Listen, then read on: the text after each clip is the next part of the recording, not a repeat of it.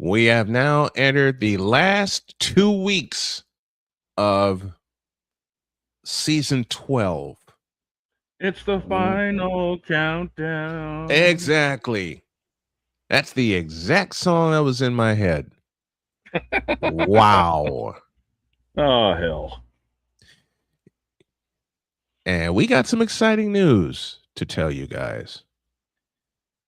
So, let's go. Hit it. I can't do it. We'll do it live. Do it live. I'll write it and we'll do it live. Mister, will you please wake up, wake up, wake up, wake up, wake up?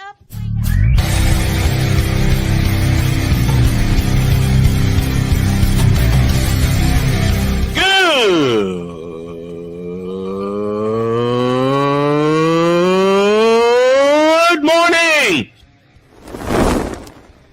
Snowman here to all you Brock Purdy and San Francisco 49er haters. Shut up. I got to thank you, Shane. I mean, whatever happened to the games where breaking 100 points was, I don't know, unusual?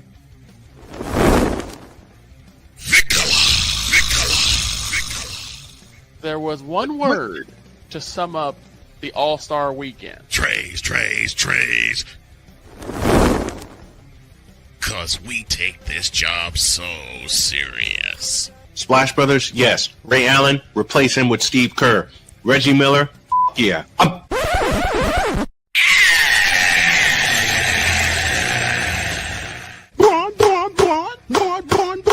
What in the all types of blue hell?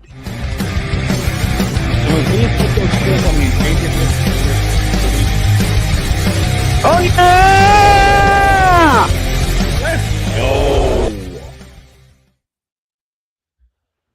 Season 13 is a-coming, folks, and it's coming fast. And it's going to be big. Oh my gosh, is it ever. Good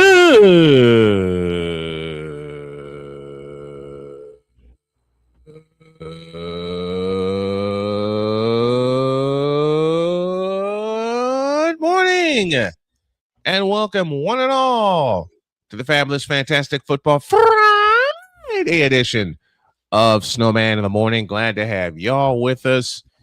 As I mentioned, the last 2 weeks of season 12, and I can't believe I'm saying that. Wild. I can't believe I'm saying that. It's wild considering all, I say it again, all the starts and stops, the beginnings, the ends. I actually, and you remember this, dog, I put the show on ice for 3 months while I was living in LaPorte, Indiana. I brought the curtain down, but the fire wouldn't go away. So right when I came back to Michigan City from my time in Jasper, Indiana, started back up again. Started back up again. That was 2017. Yeah, I remember that. Started back up in 2017. No one never considered the show on ice because I kept running replays of it to keep it alive, you know? Yeah. And here we are heading into season 13. Labor Day starts the 13th season of Snowman in the Morning, and it's going to be huge. More on that to come. More on that to come, absolutely. But for now, Passionate. Come after me. I'm a man. I'm 40. Unflinching. Let's go back to losing. Parking was easier. Unrelenting. They're not going to keep him off the field tonight. Totally. This one has a chance. Dietz.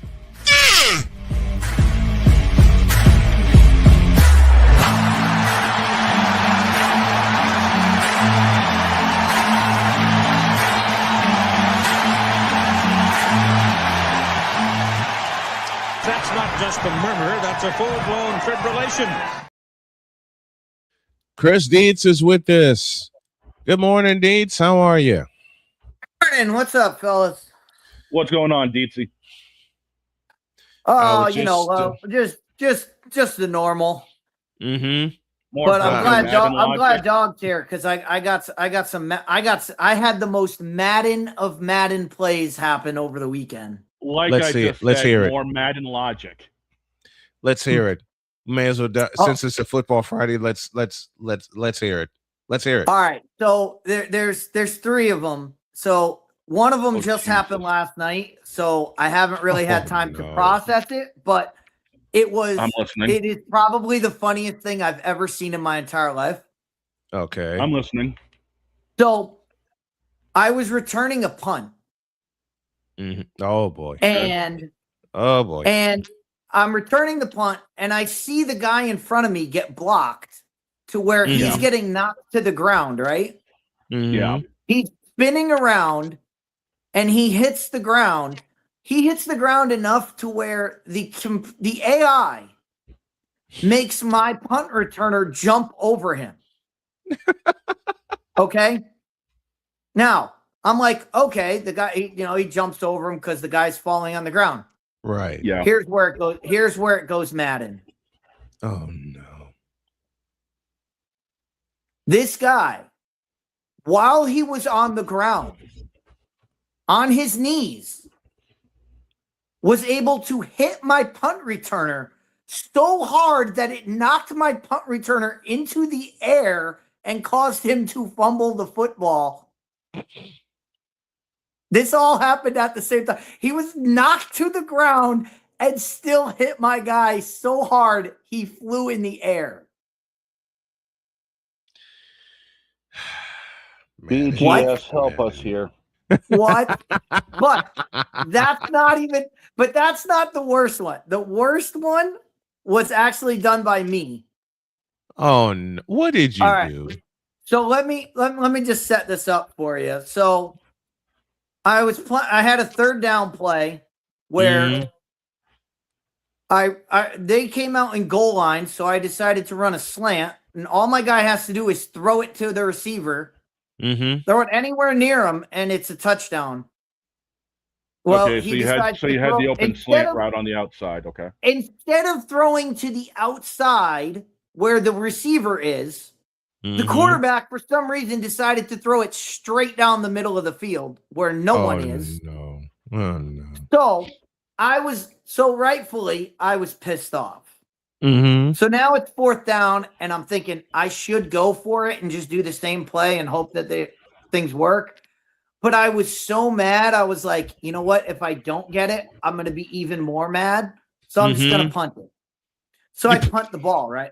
So I punt the ball, and I'm like, all right, let me punt and get this out of my system. And I said, you know what? No, not getting this out of my system. Instead, what I'm going to do is I'm going to hit stick the punt returner no matter what happens. Oh, I don't care if he has the ball. I don't care if he fair catches it. I'm just going to crush this dude. Oh, no. So I punt it, and my guy gets a free release, and I'm like, okay, I'm just going to kill this guy, and it's going to be great. Here's where Madden goes Madden again. Oh, no. So now I really thought, I was like, oh, I hit stick them early. I was like, oh, I hit him early. But I don't see a flag. So I'm like, maybe I did it. Maybe I timed this just perfectly. Like maybe I actually timed it perfectly. Here's what happened. The punt returner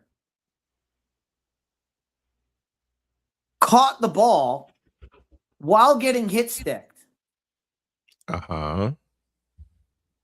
Not only did he catch the ball, the punt returner was able to catch the ball and break a tackle at the same time. He was able to catch a punt and take a hit to the chest. Uh-huh. And not go down. And break and not go down. And not go down. And not have his chest cavity caved in. Like, I'm gonna do this. I'm gonna do this for the YouTube viewing public. Yes. I'll try to describe it for the radio. But the guy is literally looking up in the air, touching the ball like this, with his chin up, taking a helmet to the chest. Again, if anyone were able to do this in real life, they would be superhuman. Yes. Like, and this, Okay, this okay, is what, okay, this is hold up, why- hold up. This is Let why me we get this bring. straight. This is why we bring this up. We bring this up not to. I mean, we bring it up because it's funny. Mhm. It's absolutely hilarious. It's hilarious. But at It's the hilarious. same time, this is what breaks Madden. This is what breaks you from playing Madden. This is what breaks the immersion. When you see things like this, you go, "That's not real." Right. Okay. No one can do Hold that. the phone a minute. Hold the phone a minute. So you mean to tell me this dude was looking up, catching the ball? You Roman Reigns his ass, and he broke it. And he broke the tackle. He while broke the catching spear. punt. You speared him, and he broke the tackle. He broke the spear, and it's impossible to do both. Like I said, No, you can't. Catching a punt, you have to be up. Your hands have to be out. In order to break a tackle, you have to have your shoulder dipped down. Yeah, your shoulders have to be No down way to do all of these things at the same time. while Yet you're the getting game- speared. Yet the game was locked into an animation of this guy's going to break the first tackle that comes, no matter what happened, no matter when it comes. It was locked into the animation, so no matter what happened, I was dying. I watched the replay for like 20 minutes straight of just this guy's catching the ball and breaking tackles. There's no way. No, if someone did this, they would be the greatest person ever created. As the master teacher says best. Now that's some bull. Exactly.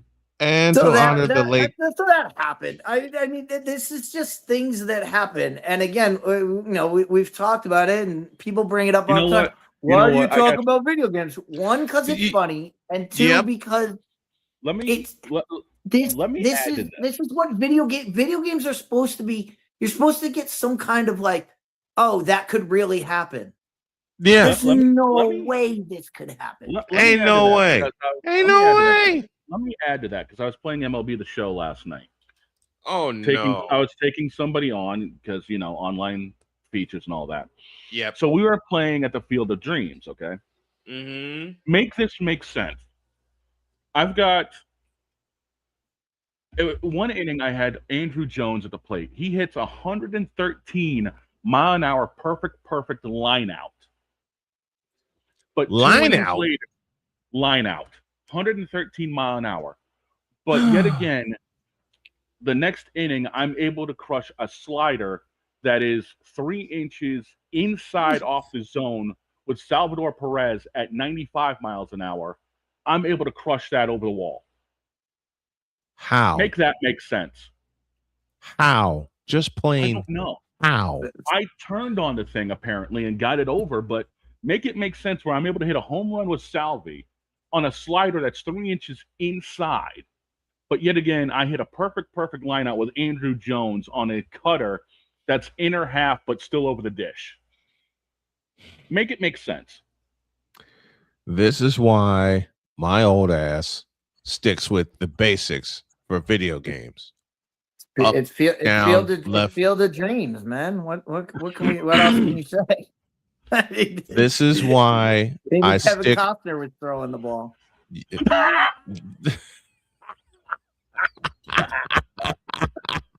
That's some Bull Durham right there. That's both of them. That's Field of Dreams and Bull Durham. Oh my gosh. And This and is- the Rookie and all the other Kevin Costner movies. Yep. And how many dude, he's done like at least 4 baseball movies. Yeah. Yeah, he has. And not the same franchise, not like No, Charlie Sheen not doing like- Major League or whatever. Right. Like Right. 4 completely different baseball movies. 4 completely different baseball movies. Yeah, pretty much.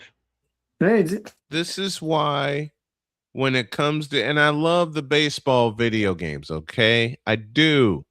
I love watching them on YouTube. I love watching people play this.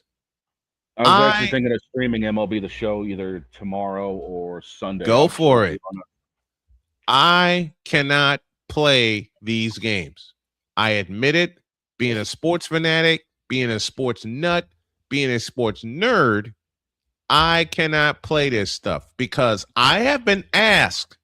No, change that word. I have been challenged to play those games from some friends of mine. Yeah, that ain't gonna happen. No. I said, why not? I'm old. I'm old and I'm old school. Up, down, left, right, shoot, and jump. That's it. That's it for me. I never even I played one game of Madden and I didn't even finish the darn thing. Why? Because my opponent, who was sitting right next to me, was flipping all these combos. I just threw the controller down and said, I quit, and I walked off. And he said, get back here. You got to finish the game. No, I'm not finishing this game against you. You have obviously played this much longer than I. But we have 3 full quarters. Play the computer. I'm done. That's the only time I played Madden, and that's the only time I ever messed around with PlayStation. That's it. My mother even gave me a used PlayStation. You know what that thing was? A paperweight. When I was living in Gary, and dog, you remember this. I was living in Gary, Indiana at the time. And my mother gave me a used PlayStation. Yep. I put that jump in the closet and never pulled it out again. I had one experience with Madden, and I ain't going back. I'll watch it. I'll watch people play it. I'll watch Dietz and Dog and everybody else streaming while they're playing it, but I will never play it. I am old and I'm old school. As I said, up, down, left, right, shoot, and jump. I got as far as with the gaming console. Well, since we're inside the arcade, I may as well do this.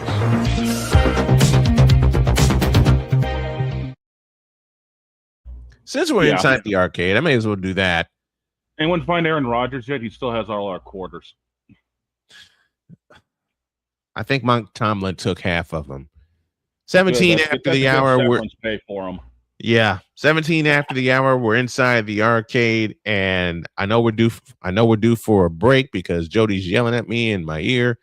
Hold on a minute, honey. I got to get this out, and she's laughing. She asked me recently why I have never messed around with PlayStation. Well, honey, now you know why. Because I played somebody on a PlayStation. He was kicking my ass, and I quit. I quit. I pulled. That's the only time in my life, the only time in my gaming life that I pulled a Notre Dame and said I quit.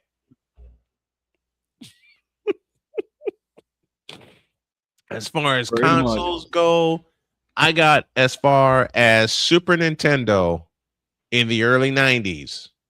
And then I pulled another Notre Dame. I quit. Because my sister kept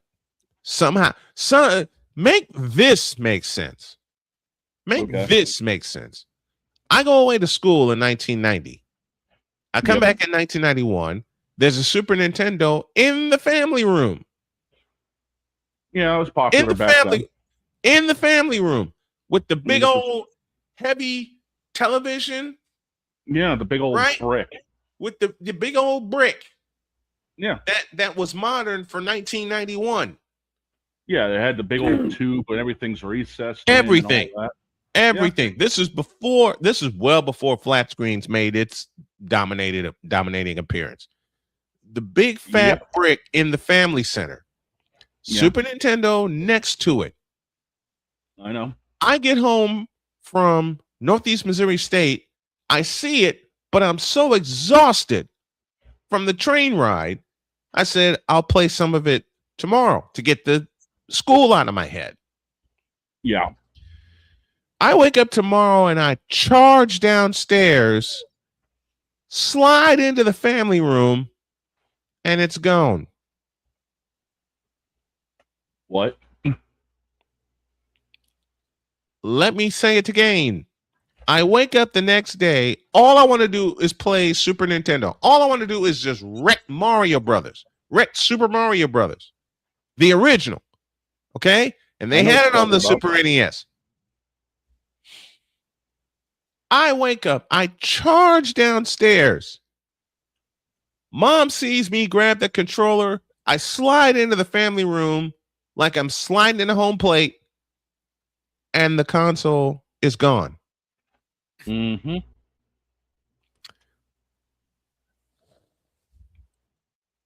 I look at my mother and I said, Mom, what happened? What happened? She goes, with what? I said, with the Super NES. My mother and my father gave me this look. They said nothing. And they nodded toward my sister's room. We had a fight. Oh, let's get it right, dude. It ain't just a fight. It's a fight. We had a fight. Needless to say, I got my time on the Super NES. Well, of course. While she was laying twisted like a pretzel. I threw the controller down. After I wrecked Super Mario and played Excite Bike. I remember those games. I went upstairs. And my dad followed me 5 minutes later and said, what did you do to your sister? Nothing. Then why is she crumpled on the floor? Before or after the full Nelson? Nice. My dad face palmed and went downstairs. Yep. That's us inside the arcade.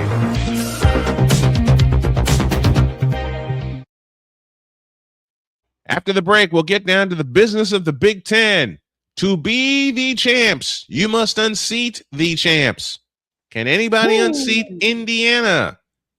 Will Ohio State rise to the top? Many questions will be answered about the Big Ten in a deuce. This is Snowman in the Morning. The original Think Drink is back. Level up with proven ingredients formulated to crush your competition. No gimmicks, no jitters, no messing around. Just high potency results that keep you moving day or night. There's a new nerd in town, and we came to play. Nerd Focus. Smarter than energy. Here's an important message from the Diabetes Solution Center. Do you like pricking your fingers to test your blood sugar levels? No one does, but it's important to maintain your health. And now, by wearing a small remote device called a continuous glucose monitor, or CGM, you don't need to prick your fingers anymore. It's easy to use and helps you make more accurate diabetes treatment decisions. If you are testing your blood sugar 3 or more times daily, injecting insulin, or using an insulin pump, call the Diabetes Solution Center right now. And if you have Medicare or most major insurance coverage, you may be able to get a new CGM at little to no out-of-pocket cost. Shipping is free and will even bill your insurance company for you. If you are testing your blood sugar 3 or more times daily, injecting insulin, or using an insulin pump, call the Diabetes Solution Center right now to learn how to end the painful finger sticks and get your own continuous glucose monitor, or CGM, at little to no out-of-pocket cost.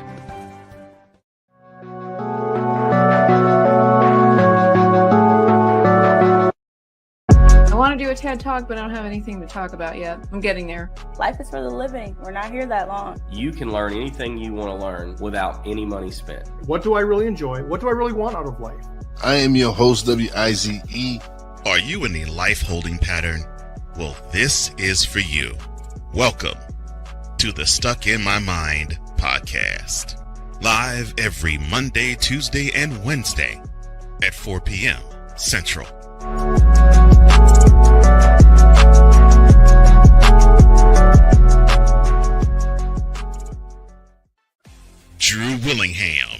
in this case, yeah, you put the blame on Kyle Shanahan for apparently not preparing the team enough for the overtime rules, supposedly. Cole Johnson. Peyton was considered the winner, and he was the darling of all darlings for Gerald. With a special appearance by Tyrone Alizé McDummy. Ain't nobody calling me. Text. Delete. Join these two football enthusiasts as they give you Total Football Talk. Live every Monday at 4 p.m. Eastern, 3 p.m. Central on the Sertoba Media and the Comey Media YouTube channels.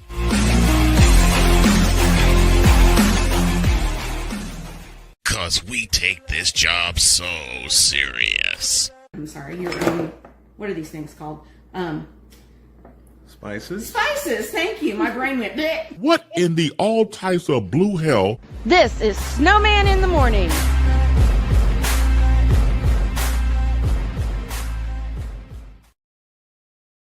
It is Snowman in the Morning on this fabulous, fantastic football Friday edition. It is we have 26 after the hour, and while we wait for Dietz to get back before we start our Big Ten discussion, I had a chance, Dog, to meet one of the greatest public address announcers ever. Okay. The great Gene Honda. Yes. Yes. I was about you to all say have heard me do impressions of Gene Honda on this show over the course of 12 years. Yep. I'll tell you a funny story. Go ahead with that. I was about to say I also have the AP 25 that officially got dropped, and they dissed Indiana. How far did they diss Indiana? You really want me to go top to bottom or bottom to top? Bottom to top. I'll count you down. At 25, Missouri. Who? Exactly. At 24, Louisville. Louisville. At 24. Gosh. At 23, Houston. I can see that. Mm. I can actually see that. At 22, Iowa. That's low for them. It is. At 21, Utah. Yeah, they fell off. Michael's with us, says Mendoza needs to sit the year out and learn from Kirk Cousins. Good morning, fellas. Good morning to you, Michael. And I say the opposite. I say you give Mendoza the keys right now. Why not? I mean, everyone's going to throw a pick six early in their career. It's going to happen. Oh yeah, even the greatest have done it. 21 was Utah. At 20, Pizzle's not going to like this because it's Tennessee. Oh, they're right where they belong. Mm. They haven't had like a really, and Pizzle ain't gonna like what I'm gonna say, but he's also gonna agree with what I'm gonna say. Tennessee has not had a great season since 1998. Peyton Manning, anybody? When they won the national championship. Yeah. Bro. 19. SMU. Oh boy. The Pony Express lives on. At 18. Penn State. That's a lie. Shouldn't be ranked. They shouldn't be ranked. After they tanked last year and somehow still got in the ball game, I ask this as well. What in the all types of blue hell? Penn State still lives, even minus James Franklin. At 17. Washington. We'll see how they fare. 16. It's the maize and blue of Michigan. All right, at 15. There is no 15 because there's a tie for 14th. Okay, who's in the tie? Who is tied for 14? BYU and SoCal. What? No joke. BYU and USC are tied at 14th. Tied at 14. again. What? Well, what have we said already enough this morning? Make that make sense. Make that make sense. Yeah. Make that make sense, folks. All right. At 13. Alabama. Get the ever-loving. I'm not joking. Alabama No at swearing. 13. No swearing. I'm reading the rule up here that my wife wrote. No swearing. Okay. At But 12. ain't that just a, I know. At 12, Texas Tech.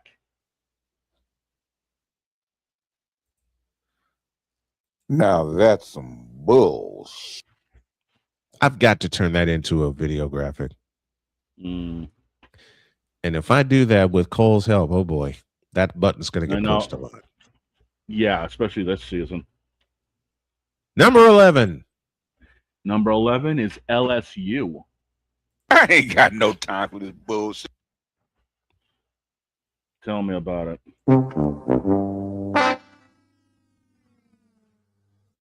Finally found that button. All right, here we go. Into the. It took me 3 days to find that button. Nice. In its clear form.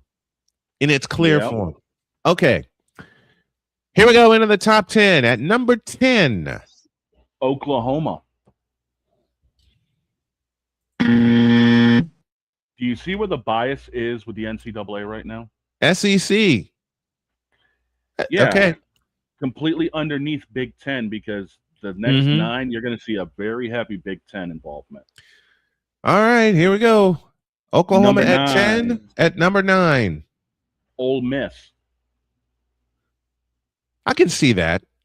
Yeah. As far as they went, as far as they got to the semifinal, I can see that. And they have Trinidad Chambliss returning this year. Number 8. Texas A&M. Oh, hell no.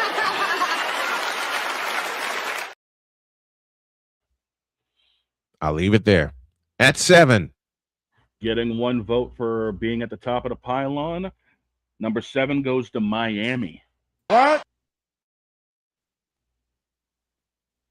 Yeah, Miami at What? 7. Yeah.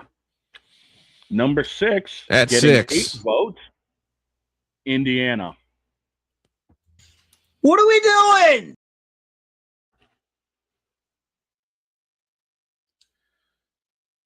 You mean to tell me The reigning that champion. the reigning and defending national champion Indiana Hoosiers, who ran the table last year, beat Ohio State, Alabama, Oregon, and Miami, beginning with the Big Ten championship, and they're only at number 6? What? Yep. Chris? What in the all types of blue hell? You know, Dietz said something. When I first had Dietz on, and we ripped apart the top 25 for the very first time, and this is after me begging him not to get me kicked out of Starbucks because I was laughing so hard. I now understand, Dietz, 9 years later, why you don't do a top 25. I was about to say, you ain't even heard the top 5. Hold on. Because this top 25, all I got to say is, now that's some bulls. Because how do you rank the reigning national champions below number 1? How? Like I said, you ain't even heard my top 5. You ain't even heard the top 5 yet. Okay. Well, I can say the line that almost got you kicked out of Starbucks. When we were talking about the top 25, and he said, what do you make of the top 25? I said, it'll make good toilet paper. Well, trust me, that top 25 is right there. That's all. It gets all the top 25. I remember that. That's the exact line that had me laughing so hard I was crying and begging him not to get me kicked out of Starbucks, because that's one of those lines that came out of absolutely nowhere when we first teamed up. It's total garbage. A top 25, And that's why I don't do a top 25, and I won't do a I don't do a top tier list until I usually wait until at least week 5 when I've seen every team at least 3 times. When I've seen the teams at least the bulk of them at least twice at minimum. Yeah, because we do. How do you rank again? How do you rank Indy? I mean. You say Indiana's at 6. Okay, they ranked Indiana at 6. I would guarantee the reasoning is, well, they lost Mendoza, they lost Cooper, they lost Kalen Black. They lost a lot. They have a lot of turnover on defense, and we don't. And the pollsters don't trust the Indiana recruiting, and it's like, okay, they lost. Yes, they lost Fernando Mendoza. They replaced him with Josh Hoover. They replaced him with a guy 2 years ago who led the NCAA in passing yards. So, well, I mean, it's not like they're bringing in some freshman kid who's 18 years old and just coming out of high school. They're bringing a kid who's played 3 years at TCU under Sonny Dykes. And Indiana's a very pass-heavy offense. Yep. I mean, this is what we got, and then they lost Amari Cooper. Okay, they got Charlie Becker. They're replacing him with Charlie Becker. They got Charlie Becker, probably the biggest catch of the year against Alabama. Had another huge catch in the national championship game. Like 2 of them. All this guy does is make big catches.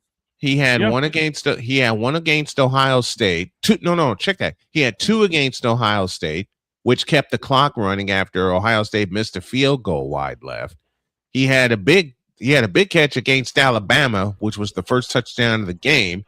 He had 2 more against Oregon, and then y'all know what he did against Miami. He had like 170 yards against Penn State when nobody else was catching the ball. So it's not like they're just replacing Cooper with a better version of Charlie Becker next year. Indiana is going to be okay. They're going to be fine. Indiana's going to be fine. I was about to say, are you ready to be pissed off with the top 5? Because let's have it. This is absurd. Okay, Number 5, Texas. This is Phil. At 4, the Golden Domes themselves, Notre Dame. I quit. That is blasphemous. That is blasphemous. How dare you? How dare you say such a thing? Notre Dame. Nope.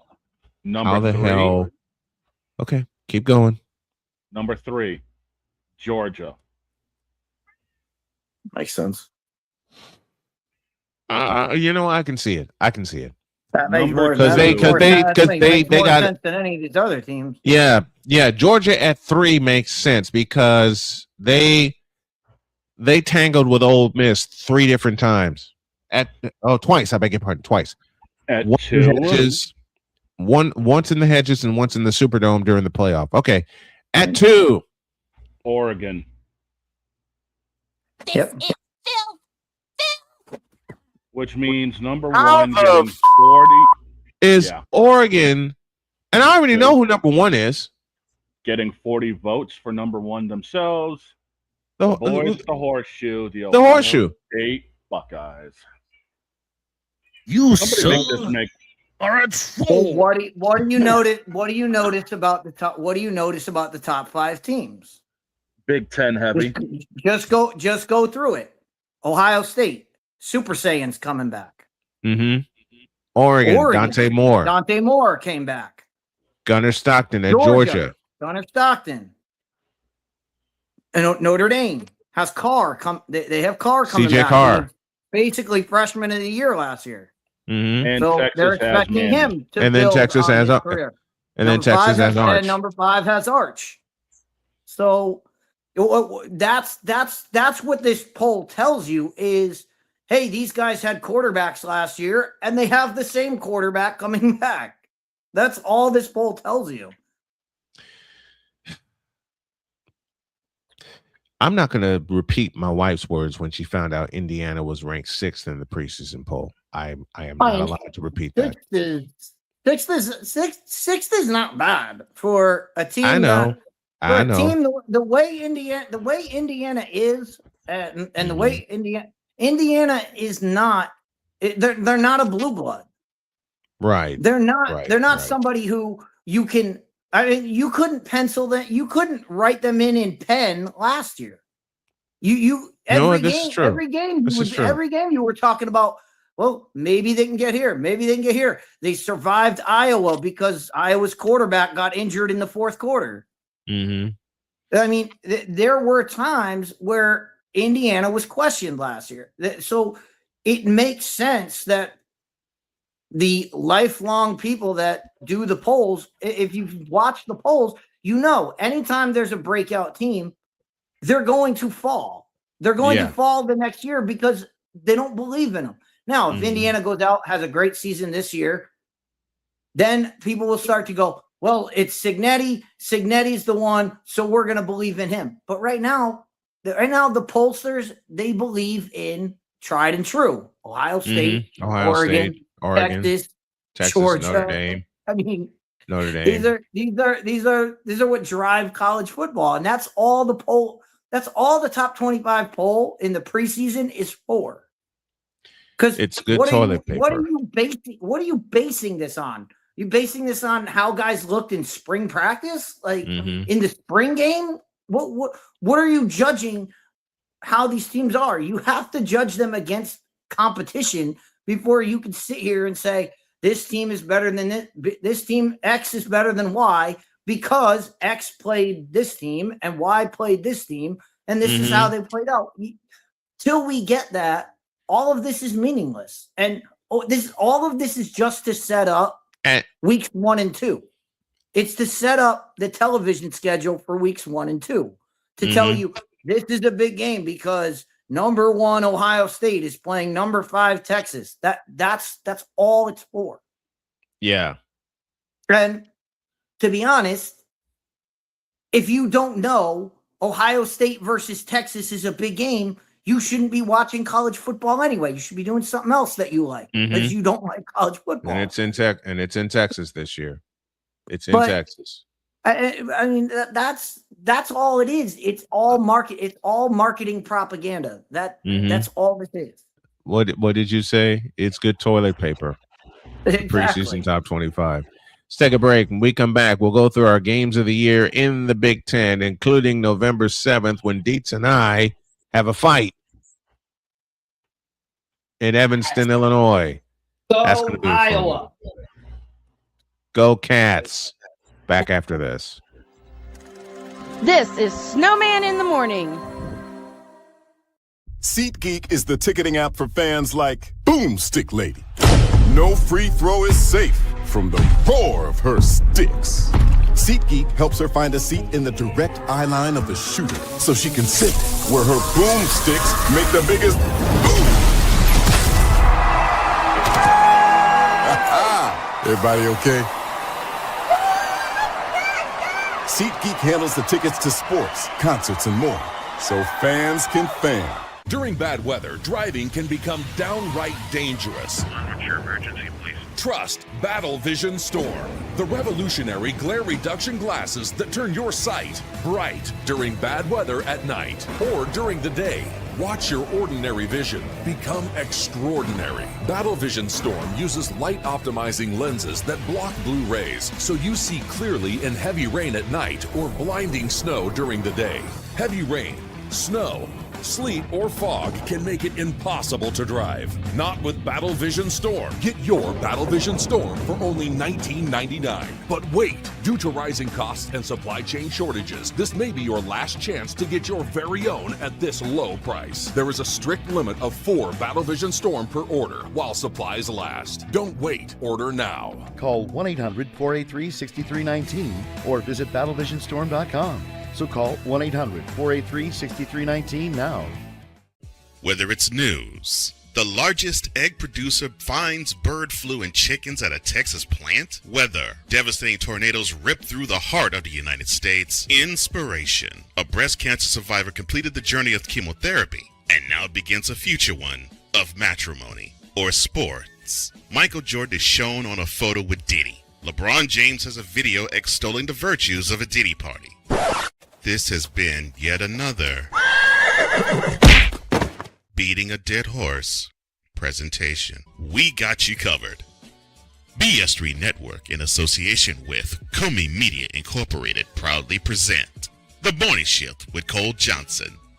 Live every weekday at 8 a.m. Eastern, 7 a.m. Central.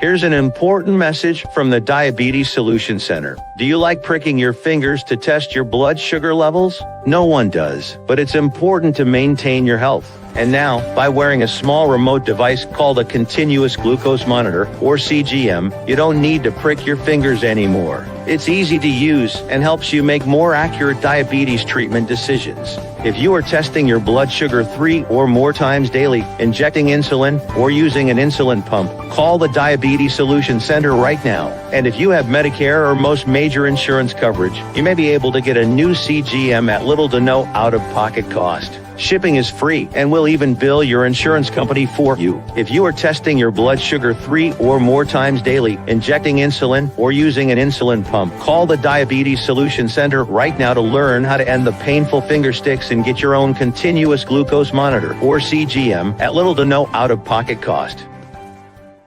'Cause we take this job so serious. Here, bronsexuals. You fool! What in the all types of blue hell? This is Snowman in the morning.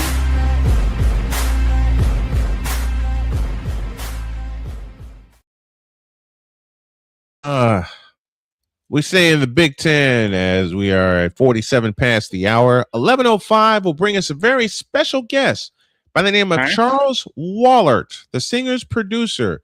He composed and arranged something for the Philadelphia fans. You'll get a chance to hear it before we close out today. And then at the bottom of hour 2, of course, is the lovely Deb Whitcas. And then Allison Moran will take over hour 3. All right. Okay. So we're looking at the games of the year in the Big Ten, and we know what week 2 is. Ohio State and Texas. Yeah.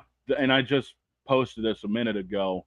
They did announce the time for that, and that is It's 7:30. prime time. Yeah, it's Yep. ABC's prime time. Yep, 7:30. Week 1, I'm looking over the schedule right now, and frankly, I really don't give a crap. I mean, the only good matchup I see is Wisconsin and Notre Dame on Sunday. That's it. On a Sunday? Really? Yeah. Sunday, September 6th, Wisconsin. I agree with What about the revival of the Pac-12? Don't they play after dark? Oregon versus Boise State. Why is that a big game? No. Does anybody remember how the last one ended when Boise State went into Oregon? Oh, it ended with a fight. It ended with a fight. It ended in a brawl. LaMichael James. It ended in a fight. Well, Michael James punched a Boise State kid in the face during handshakes. Good grief. So that's week 1, but you got the others in week 1. The other one, I think that's pretty cool that the Pac-12 was able to schedule Oregon. They were able to schedule USC. They were able to schedule Washington. So they were able to get all those old Pac-12 teams old rivalries. To play the new Pac-12 teams. Yep. They got some of the old rivalries back. So that's pretty good. But what takes the cake in the Big Ten for week 1? I mean, Dog already mentioned it, Wisconsin and Notre Dame. But of my list, that's it. You just Oregon, Boise State, and I mean Wisconsin. Until Wisconsin shows they can do anything on offense, I don't think that. I think that Notre Dame game is going to be a wash. Because I agree. Wisconsin's not built to beat a Notre Dame team. They're just not. Were they ever? Oh yeah, back in the days of Ron in the Dayne, days of back in the days of Jonathan Taylor, back in the day when they back in the days had of Barry Alvarez. Mm-hmm. And they had bell cow running backs, and they had offensive lines that, they had offensive lines where the average weight was like 375. Right. Like back when it literally took a Mack truck to move them. Yep. Yeah. So- in those days they could hang because they would muddy the water, they would keep the game close, they would run the ball, And they would run the and they would keep the clock moving. They don't have that.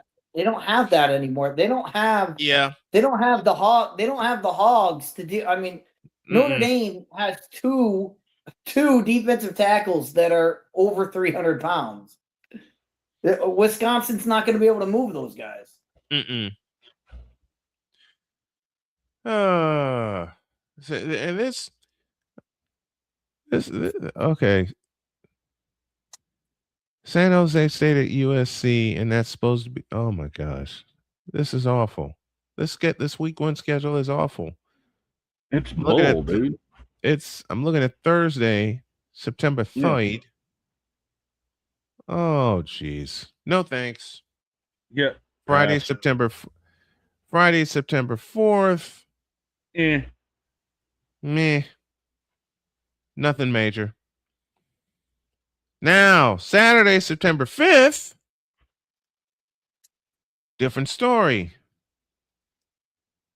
Or is it? Ball State at Ohio State? What am I talking about? Ugh. Tennessee State, Boise State at Oregon. This is the one Dietz was highlighting. Yep. And I might have to put the headset on for it. That'll be a track. 3:30 on CBS. Yeah. Which means Paramount. Are you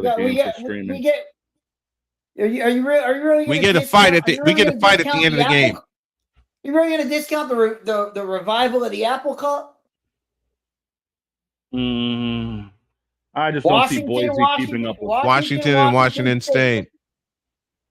I'm looking for a time, and I don't see it. Oh, that's going to be 10:30. That's going to be 10:30. No questions asked. Say it again, dog. They moved Washington State and Washington to Sunday, September 6th at 4. They're using it as a lead-in for Wisconsin Notre Dame. Oh, what the Apple Cup? Yeah, NBC is using it as a lead-in. Where's Steve when I where is Steve when I need him? Right here. Oh, hell no! Dietz, you want to know what the absolute late game is on? Hang on, you want to know what the late game is for Saturday? UCLA and Cal. 10:30. UCLA, California. At 10:30 on ESPN. So Northern California hosts Southern California. Yeah. But some of the lines on this. You want an interesting game with a good story behind it? Talk to me. September 5th in what is this? Evanston, Illinois. Ryan Field.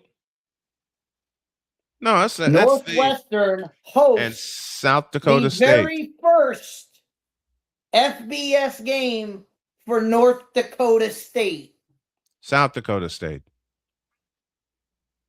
It's the Jackrabbits. South Dakota State. It's South Dakota State. I was like, that was a good one. That's South Dakota State, and it's a late game. It's an 8:00 game, which means they're gonna move. And I know the area because Ryan Field is not ready yet. They're gonna move all the temporary lights that they can over to Northwestern Medicine Field at Martin Stadium, and they're gonna bring in more temporary seating, which is how they handled it the last 2 years, which means I may have to get my friend Dave Ennett on the line. How about we get in because we have the big dog here. How about we get the big dog versus Larry Bird on the basketball court? when Purdue faces Indiana State. Purdue and Indiana State. Instead of playing football, they should just do Glenn Robinson versus Larry Bird 1-on-1. There we go. Be a better matchup. That'd be better viewing. It would. Yes, it would. Yes, it would. It absolutely And would. you know, the crazy thing is, boss, you're talking about some of the lines on these games. I'm looking at this right now, and I'm shaking my head because some of these are absolutely atrocious. Since we got Pizzle in the chat, 20th ranked Tennessee hosts Furman. Do y'all want to know the spread in that game? 46.5. I'm Tennessee. surprised they even put one. I'm surprised too. Okay. OSU versus Ball. OSU is favored by 50.5. I see it.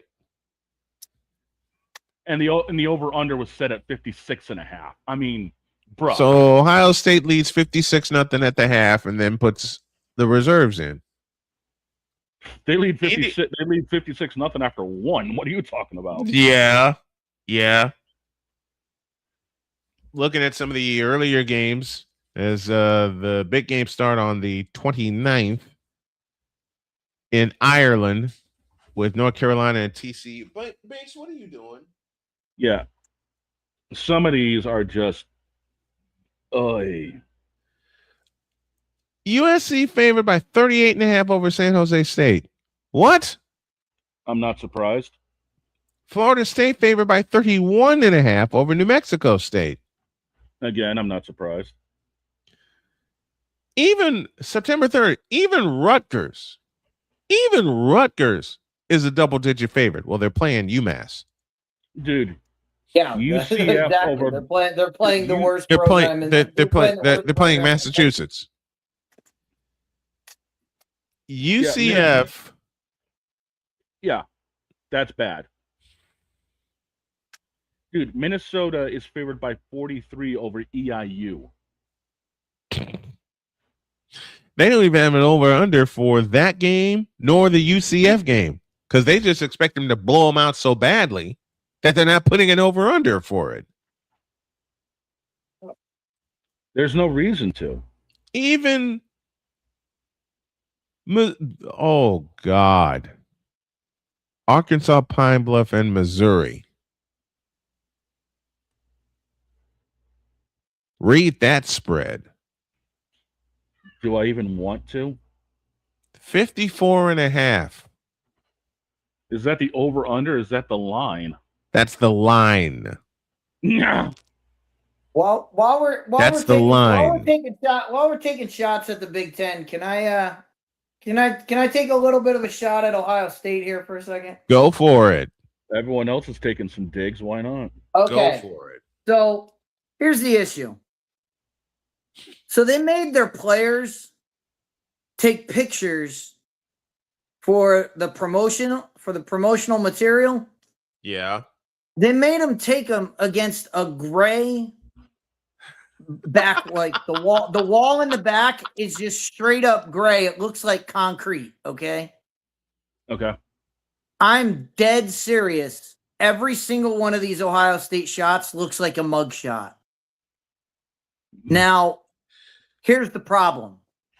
And here's where I thought the convicts were supposed to be in Miami. Are they wearing shirts and ties? Are they wearing shirts and ties at least? Wait for the punchline here. Transfer receiver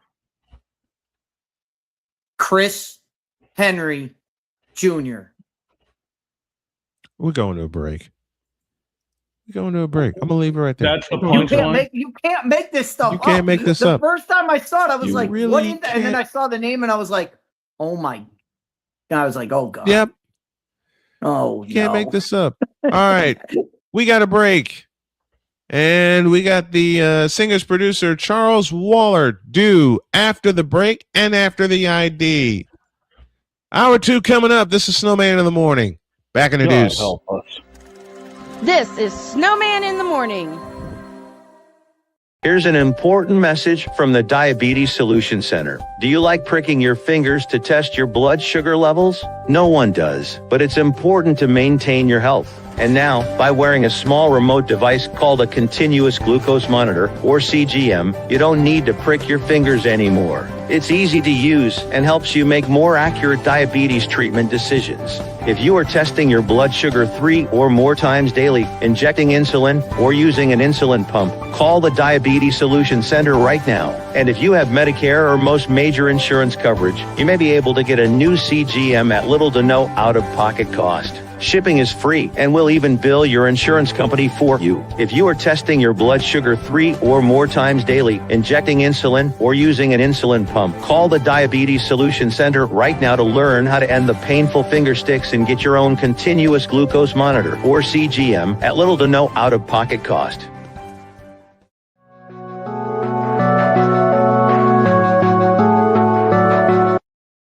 I want to do a TED Talk, but I don't have anything to talk about yet. I'm getting there. Life is for the living. We're not here that long. You can learn anything you want to learn without any money spent. What do I really enjoy? What do I really want out of life? I am your host, WIZE. Are you in a life holding pattern? Well, this is for you. Welcome to the Stuck in My Mind podcast. Live every Monday, Tuesday, and Wednesday at 4 p.m. Central.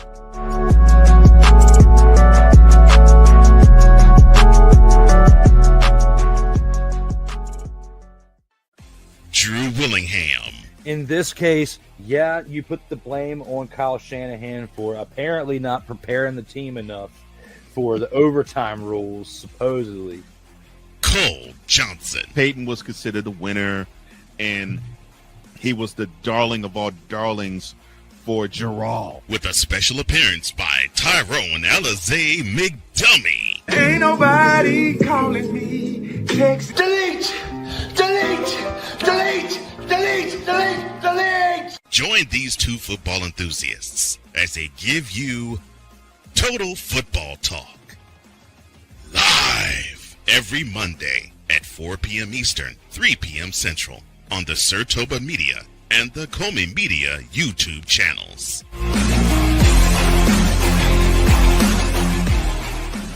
Join the transporter to Hades. Your butt and gut becomes one. Join the reformer of hooker whores. This is my daughter, Placenta Booty Johnson. Join the bronze car. Whenever you are in distress, take off your baseball cap and throw it in the air. Join your very own superhero of broadcasting, Chris Bass. So whatever color crayon they get, they palm it and do 2 circles, and that translates to, I can be the black people. As she takes you through the week's paces in Baseline. Live every Saturday at 8 a.m. Eastern, 7 a.m. Central, Pacific Time Zone people, just stay asleep when this is on live and just catch the recording. Oh, I'm sorry. Exclusively on the Chris Bass YouTube channel.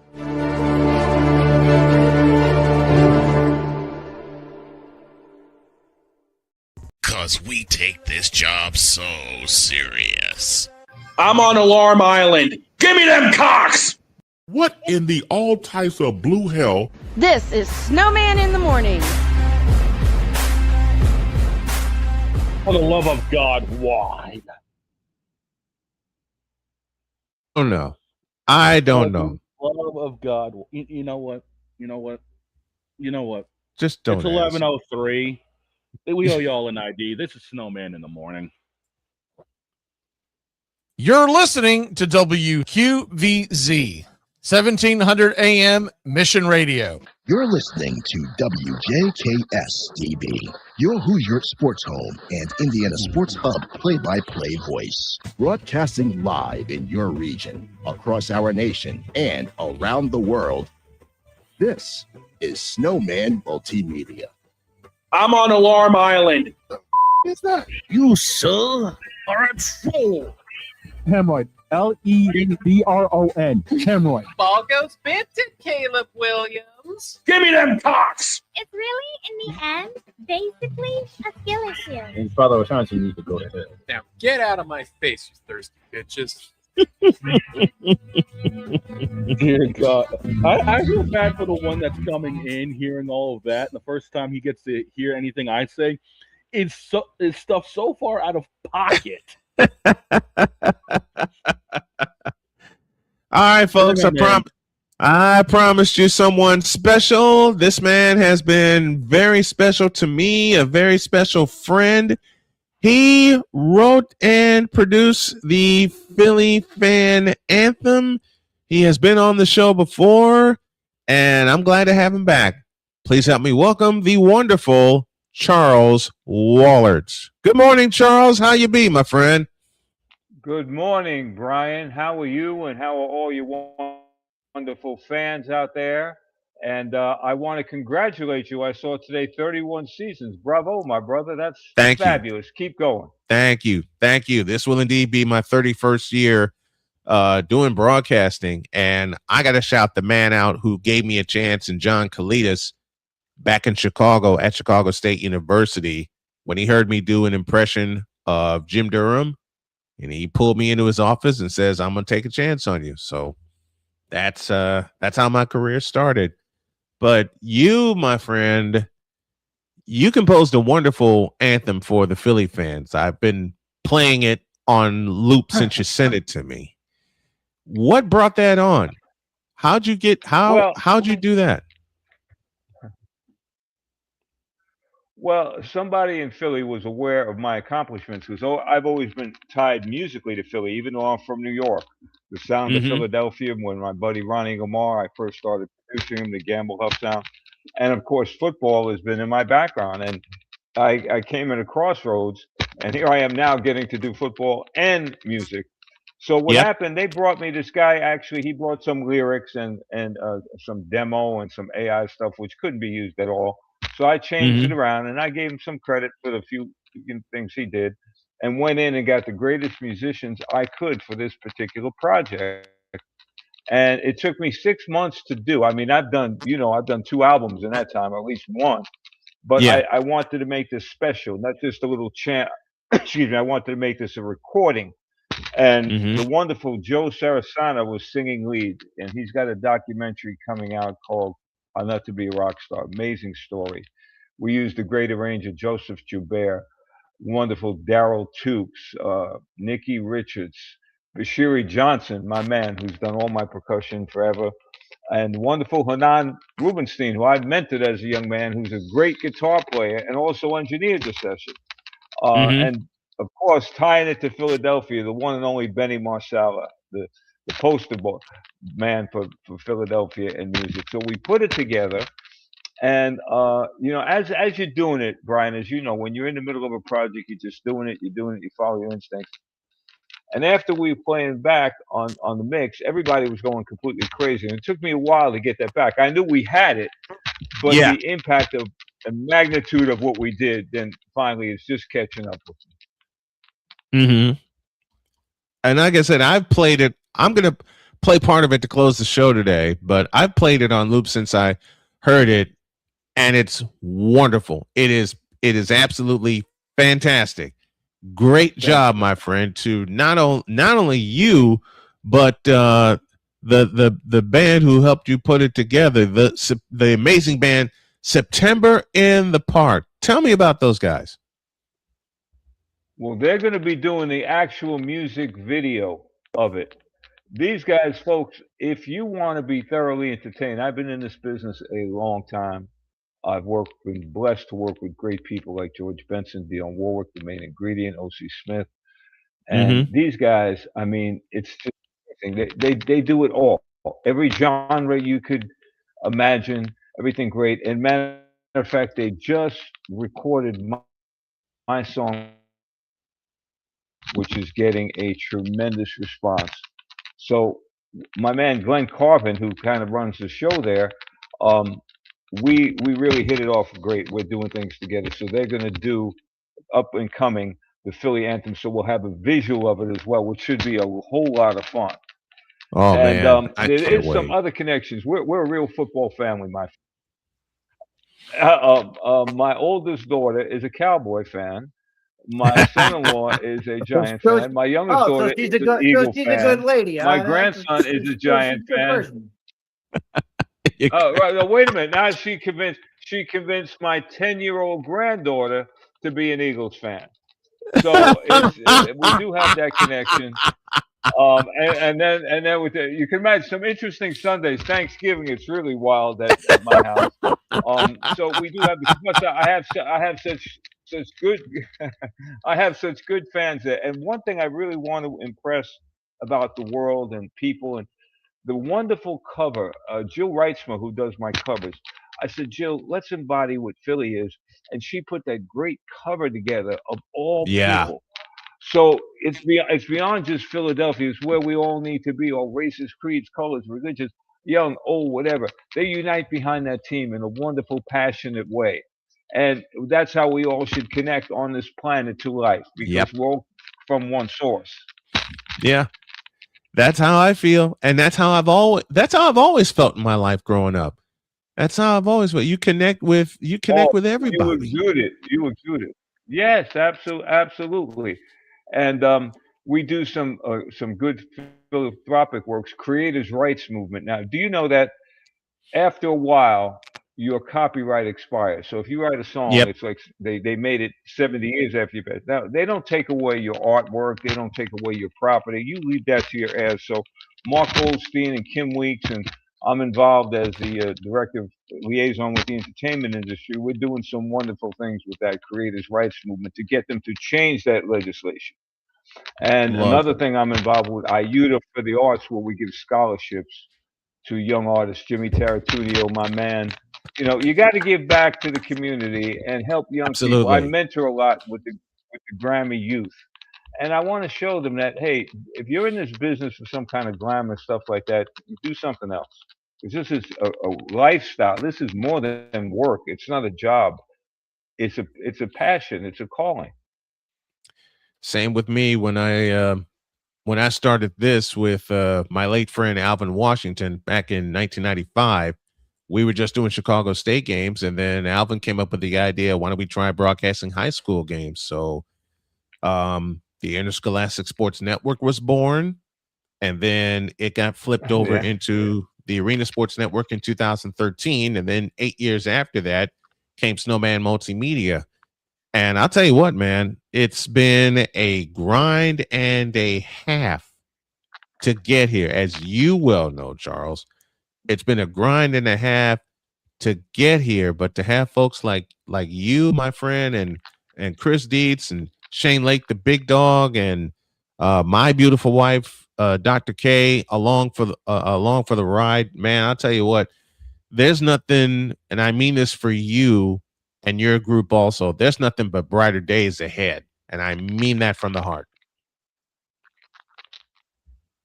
Well, absolutely. And all what we've been through that's our experiences we needed to be. You know, you got to keep going.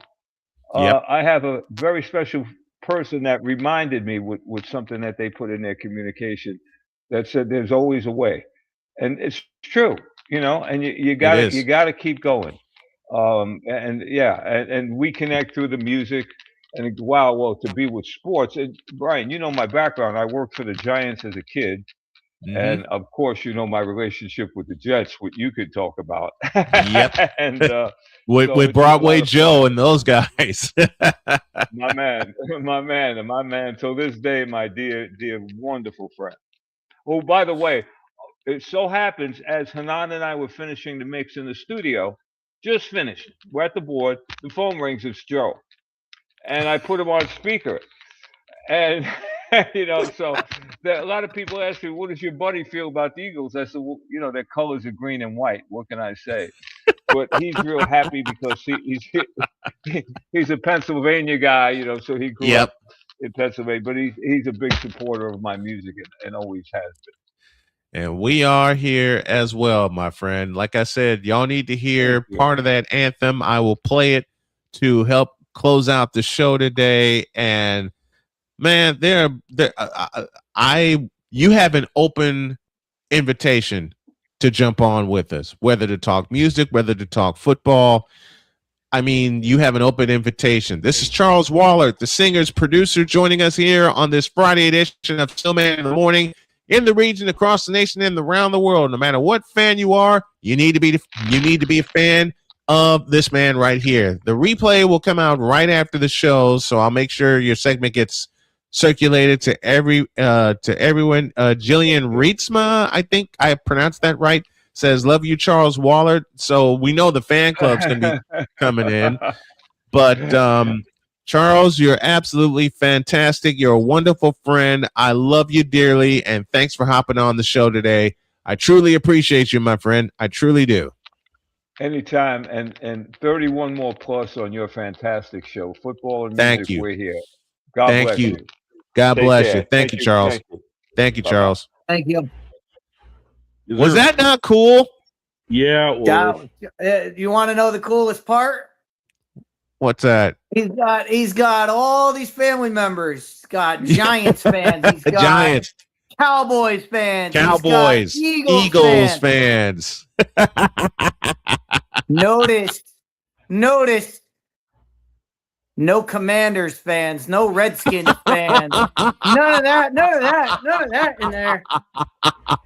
Well, I bet you the next time. Wait a minute. Wait a minute. I bet you the next time I bet you the next time he comes on, he'll find a couple of Redskins fans. I bet you that. Listen, if anybody that I know personally can connect music and sports, we just talk to him. The podcast will be out after the show. And Jillian, thank you so very much. It is Rietzma. I just remember a tight end by the name of Jay Remersma who played. I think he played at Michigan and he played in the NFL, and that kind of connection with the name pronunciation was there. We're going to talk some more football. Thank you to the great Charles Wallert for stopping by. We're due a break, and when we come back, we got more football stuff to talk about. Boise State and Oregon again? Oh boy. Back in the deuce. Let's not. This is Snowman in the Morning. The original Think Drink is back. Level up with proven ingredients formulated to crush your competition. No gimmicks, no jitters, no messing around. Just high potency results that keep you moving day or night. There's a new nerd in town, and we came to play. Nerd Focus. Smarter than energy. Here's an important message from the Diabetes Solution Center. Do you like pricking your fingers to test your blood sugar levels? No one does, but it's important to maintain your health. And now, by wearing a small remote device called a continuous glucose monitor, or CGM, you don't need to prick your fingers anymore. It's easy to use and helps you make more accurate diabetes treatment decisions. If you are testing your blood sugar 3 or more times daily, injecting insulin, or using an insulin pump, call the Diabetes Solution Center right now. And if you have Medicare or most major insurance coverage, you may be able to get a new CGM at little to no out-of-pocket cost. Shipping is free, and we'll even bill your insurance company for you. If you are testing your blood sugar 3 or more times daily, injecting insulin, or using an insulin pump, call the Diabetes Solution Center right now to learn how to end the painful finger sticks and get your own continuous glucose monitor, or CGM, at little to no out-of-pocket cost.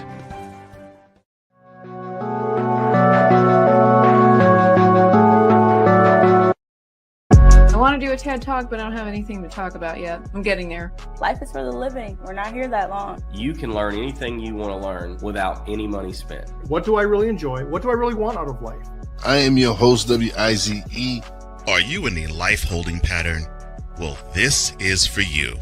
Welcome to the Stuck in My Mind podcast. Live every Monday, Tuesday, and Wednesday at 4 p.m. Central.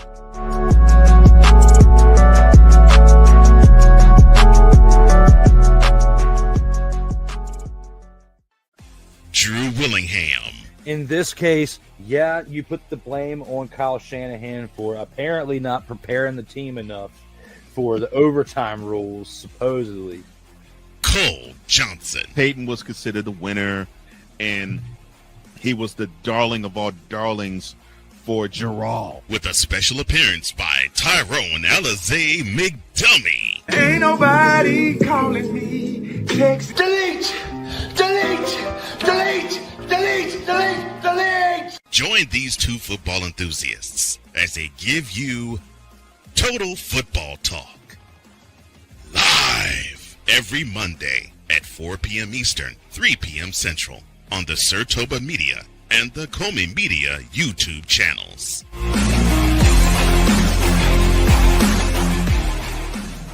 Cause we take this job so serious. I'm sorry, what are these things called? Spices? Spices, thank you. My brain went bleh. What in the all types of blue hell? This is Snowman in the Morning.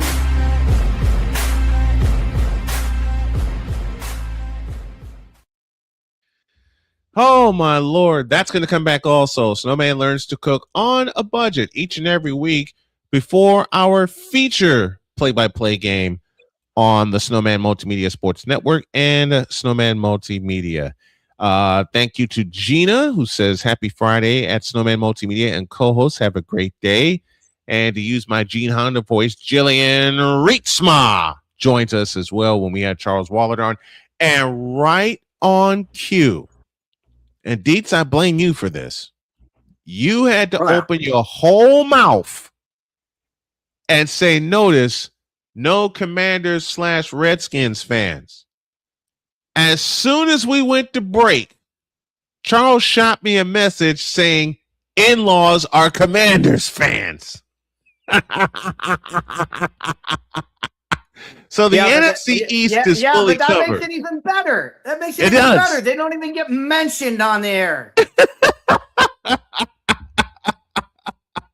It's oh my gosh. Deb Whitcas due in 9 minutes. We'll be coming back from a break then. And we're celebrating. This is national. Yesterday was National Radio Day. I'm making it National Radio Week. I don't care what other people say because I've been hanging with these fellas for almost 13 years. Victor and I have been friends for 25 years. You just met one of my best friends in Charles Wallert. He hangs out with us. Darrell Owens, who was supposed to appear today. We got our schedules mixed up. You'll see him in an episode of Mike to Mike very soon. And I may as well go ahead and let the cat out of the bag. There is a fellow in Chicago by the name of Jonathan Hood, who is an ESPN radio host along with my other good friend, David Kaplan. Yep. And he has something called Under the Hood with Jonathan Hood. Well, I got an email from that young man, and it reads as follows. Dear Brian, thank you. Got to do it right. Got to do it right. It reads, as I said, I got an email from one Jonathan Hood who asked me, did I let the cat out of the bag yet? And my answer is no. We're still hammering out logistics, but the letter reads as follows. Quote. I would like to personally thank you for agreeing to become a part of Under the Hood with Jonathan Hood. It is my pleasure to officially welcome you to our team. We sincerely appreciate your willingness to share your knowledge, perspective, and unique voice with our audience. Now, listen to this. Beginning September 8th, Under the Hood with Jonathan Hood is proud to partner with Snowman in the Morning as an official affiliate program of our channel. As part of this partnership, Snowman in the Morning will be featured as a regularly scheduled program airing across the Under the Hood platform while also being promoted through your various social media channels. We believe this partnership represents an exciting opportunity to expand our reach, provide compelling sports content to our viewers, and strengthen both of our brands. We are confident that your experience, insight, and passion for sports will make Snowman in the Morning an outstanding addition to the Under the Hood family. Thank you again for your trust and partnership. We look forward to building something special together. and welcoming your audience to Under the Hood with Jonathan Hood. That just came to me yesterday, and I better do this. Close quote. Yeah, I got that. We have been, oh hell, we're not flirting around with Zebo TV anymore. It's going to happen, and I think it's going to happen on Labor Day. So that's coming back. That's coming back. Mosaic TV is flirting with this. I've got 5 internet radio stations that are going to be launched Labor Day week. JKS is relaunching. You've also got those other 12 we were talking about. Yep, we got the Sports Nuts Network headed by my good buddy Brandon Keeler. And we got Tiger Nation 95.5 KFCE in Terrell, Texas, coming aboard. We're gonna be busy. Wait, which Tigers Nation are we talking about? The Tigers down in Terrell, Texas. Jillian says, "How awesome! Congratulations! Thank you, Jillian. This has been years of work, my friends. Years and years of work. This has been all the stops and the starts, the people we've had on the show, and to some of the people that we've lost during the airing of the show. And one person that I have to pay homage to is the late great Alvin Washington, who was my road dog for some 25 years before health problems got both of us. And I'm just so sad that he's not here to celebrate season 31 with us. He got as far as the silver season, the 25th year, and then his health started to decline. So, Vindog, this is for you also. This is also for my dad, my mom, who stuck by me and said, go get it. My dad, who he said, Jillian, take a listen to this. My dad said something to me.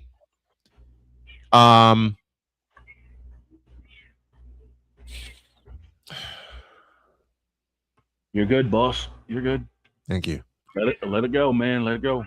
My dad said something that has stuck with me to this day, and he said it while I was watching and taping a Bulls game in 1990 before I went off to college. And I got to do this in full. Because my dad said, quote, "Do not let anybody, including your mother or me, stop you from chasing your dreams." Close quote.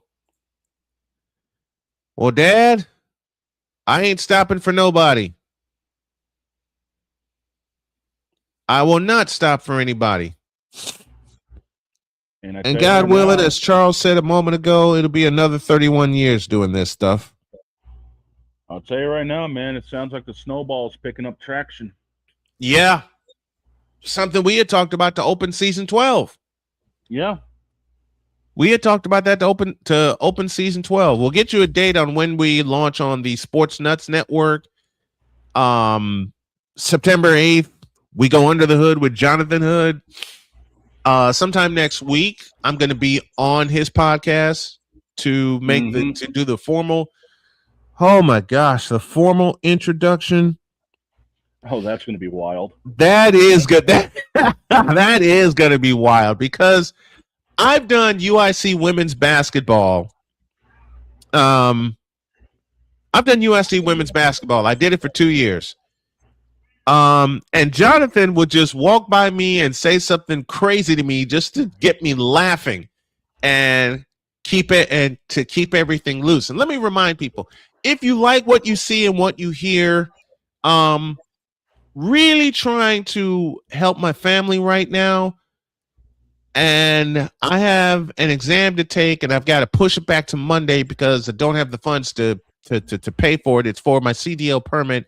So if you can help my family personally and me take this exam, get this physical done, you can do so with a donation to Cash App. The tag you need is $ Tallman Dr. K50. And you can do so via PayPal. Look up at Snowman2172. That's where you can find us. But Dog and I talked about it in the pre-show meeting. 12 years of starts and stops and ins and outs, and some days canceling, my depression getting the best of me. And I got to tell y'all, 8.5 years of fighting depression, which I didn't even know I had until I got diagnosed with it in 2017. And it cost me a week in the hospital. Best week of my life. I disconnected from the world. It gave me a chance to recharge and reload and refocus. And I gotta tell you, I was madder than hell when I was dragged off to the hospital. But given the fact that I needed it at the time, I didn't know I needed it. It was the most necessary stop on this journey. I mean it, the most necessary stop on this journey. And Dog, 13 years of this, man. Almost 13. I remember my first time being on this damn thing. Yeah. Oh, yeah. And you want to talk about words to live by. You're talking about what your dad gave you. Mm-hmm. I don't often talk about this story, but there was a time before you and I hooked up that I was helping beta test a new actual racing sim known as Sim Raceway at the time. Yeah. And this was before iRacing became as massive as it did. This was going to be like its competitor. Mm-hmm. And we had a couple of pros that were working with us. IndyCar champion Dario Franchitti and two-time Indy 500 champion Dan Weldon. Yeah. And Dan and I kind of hit it off. We got to talking. We became friends, the typical. And he said to me one time, this was, late September, right around my birthday. He said, dude, you've got a fire for this that I have barely seen out of any professional. Talking about what I do with the virtual racing world. Yeah. Don't ever let that fire go out. The damnedest thing is 2 weeks later, he died in Las Vegas on the track. And those words have stuck with me, which is why I put so much into doing what I do, whether it's on the virtual circuit or now doing my thing here, which is why I take everything we do so hardcore. Yeah. Because I want to make sure that this product is the best damn thing we can put out day in and day out. And it's now starting to show off big time. Mm-hmm. And I can't wait to see where this road goes. Me neither, man. Oh, my God. Me neither. Woo! Could you imagine if we replaced Pat McAfee? You know what? Why not? Dome. Why not? Take that. Why not? Dome. No one's replacing Pat McAfee. Pat McAfee is basically Pat McAfee network. Yeah, they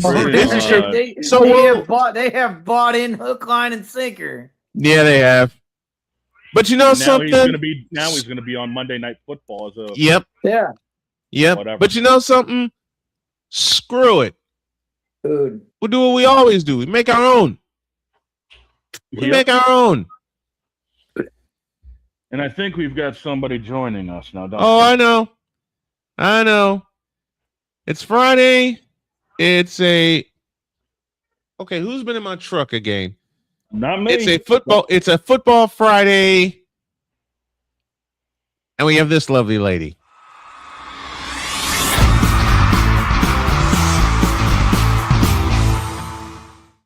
Hello, everybody. Deb Whitcas, and Olive is here. She was sitting. Oh, she's not too happy.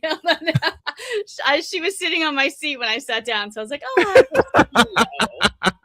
See, Olive just did what Binks did to me about a half hour ago when I picked him up and put him in my lap. Oh man. Cowboys. Now, my first question is, what is going on with training camps turning into WWE all of a sudden? Right? Like, what the hell is going on around Right? here? It did not Who's happen Piston? Who's yesterday. Cheerios? It did not happen yesterday with the Saints and the Rams. I must say, I was there. We were like, Good. There's going to be fights Thank because God. obviously the Dallas Saints training camp was not good. No. Yeah, who's No, pissed and no. who's Wheaties to start this crap? I mean, yeah, who started this? That's nothing new. I mean, this has been going on since football. I mean, since football was started. Like they have training camp, teams fight. That's what they do. And all that shit. So we thought you might have been saying that. Yeah. Do you guys remember? We were a bunch of the media were talking about it yesterday with the Raiders. There was the Raiders and the Rams camp. They stopped it short. Like they stopped the actual practice. The fights were so bad. That was back when Jimmy G was the quarterback. So it was like, yeah, like it went all the way to PR. We were like, hey, what year was that? Like, that's the conversation that was had yesterday. Oh goodness gracious. And it's gotten worse over time. You think so? I mean, I don't Well, as Dietz said, it's been happening for the longest time. It's hot. It's hot. Everybody's out there. Nobody wants to get hit. Nobody wants to get hit in practice like that. Yeah.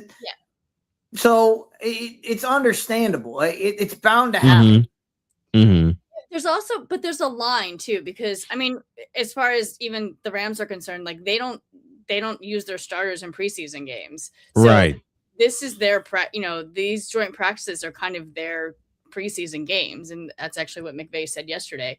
So I get it. Like there's a balance between that competition and just show what you got, but then also you can't get hurt, Right? And those fights, so that's that balance there of like no fighting, can't get hurt, but yet show what you have and what you can accomplish. Yeah.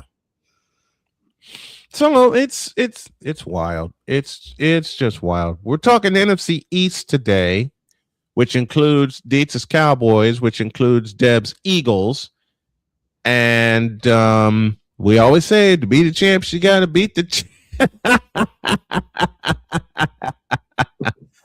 Oh boy. I'll start with Deb. Your thoughts on the NFC East coming into this season? Is Philly still the team to beat, or is there a dark horse? I mean, Philly's gonna always be the team to beat, right? Yep. we have at least for the last couple of years. I think we've discussed this. I think and NFC is gonna come down to, like I said, Rams, San Fran, Eagles, right? Yep. I obviously AJ Brown has moved on. Yep, he's looking good up here in New England. Yep. Important he hasn't talked to Hurts. Still that drama, like people cannot let it go. Yeah. No. That I mean, up here we've let it not go. gonna. About the rest of Philly's not gonna let it go. Philly takes some time.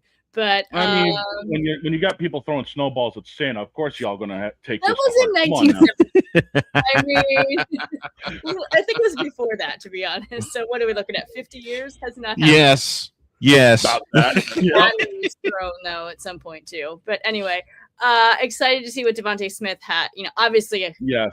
I shouldn't say see what he has. We all know what Devontae Smith has. I'm excited to see him in the wide receiver one position. And I mean, Dallas Goedert's back. Bernard would we'll see.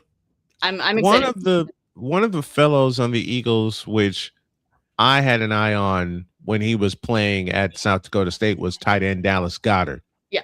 And I saw how he played. I saw how he played there. And I said at the time, do not be surprised if he becomes a tight end one with with an NFL team in the NFL. And a lot of people thought I was crazy. And I said, no, just watch his film, watch his tape. I watched 2 entire games of South Dakota State and how they used Dallas Goedert, and Philadelphia caught on and they drafted him and they use him the same way. So with A.J. Brown being gone, how big is Dallas Goedert's contribution going to be, or how much more is he going to contribute to the Eagles offense? I think he's going to contribute. I mean, he had a really good season last season. The season before, he just got hurt. And of course, that's the season I had him on my fantasy. Thanks, Dallas. I think Speaking of which, boss, we need to get that resurrected. Yes, we will. We will. I think he did contribute in a big way last season. I think we'll see even more from him this season. Also, too, I do like his replacement, Eli Stowers. Round the draft. I like that they did that because Goddard's not going to be around forever. I do like that the Eagles rebuilt the receiver room really aggressively this offseason. Wicks, obviously Hollywood Brown, Elijah Moore, Makai Lemon. Yeah. That's still that stellar pick. Round 1. Although he is slowly but surely, coming back from that hamstring injury, or I think he will be fine for the season. I'm actually seeing his cousin tonight. We're going to a Dodgers game together. I'll try to get the scoop if there's any scoop. Try to get the scoop at Chavez Ravine, right? The big question. They revamped the wide receiver room. The big question is, will they trust the quarterback to throw the football in the second half of football games? Right. That's a great question. If you're the Eagles, you cannot go an entire half of football without throwing a pass.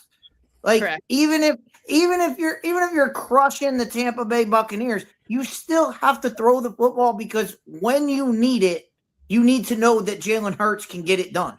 Mm-hmm. Yeah, not this just that. Brought up to me last week. It's like, is Jalen it? It's always the question, right? Kind of like, is Dak got it? No. Yep. But the better question for me is the Eagles defense going to hold up this year? Yeah. I mean, I do think. Well, as long as they don't spit in anybody's face, I think they'll be fine. Oh my God, that feels like it was like 2 years ago. It was last season, wasn't it? Oh my God. What the hell, Dietz? What the hell? I mean, if Bond is back, he's centerpiece. Yeah. There. I mean, and Cooper DeGene. Dietz, doggone you. Well, let's just hope Nikki Bella isn't distracting Cooper too much. No, they're not together anymore. They split up. He has moved on to a Dallas cheerleader now, I believe. Oh boy. Yeah. And I mean, with Carter, Jordan Davis. I mean, I do think the defense is. I mean, and Vic Fangio bringing it all together. I think it'll be fine. Yeah. Taking a further look in the East, will the Redskins bounce back this year? And if not, why? I'm hoping. I mean, with Jaden Daniels, and it's all about can they keep their quarterback upright? Yeah. Yep. And if he gets hit, can he get up off the mat? I mean, that's what happened last year. Last year he got injured, and then they brought him back too early, and he got injured again, and then he was done. So if the quarterback's healthy, the Redskins will be fine. Without Jaden Daniels, they have nothing. Yep. Yeah, pretty much. And Scary Terry will be back, right? Yeah. Season, yeah, so. McLaurin will be back. I think Daniels needs to get through this LSU controversy first before anything else. He needs to shut that down and concentrate on playing football, because the season's a couple weeks away, and he's still embroiled in that controversy. Yikes. He needs to either let it go or shut it down and then concentrate on what's on the field in front of him. Last but not least, and I know Deb has only a short time with us today, you got the New York Football Giants. Jackson Dart back from an injury.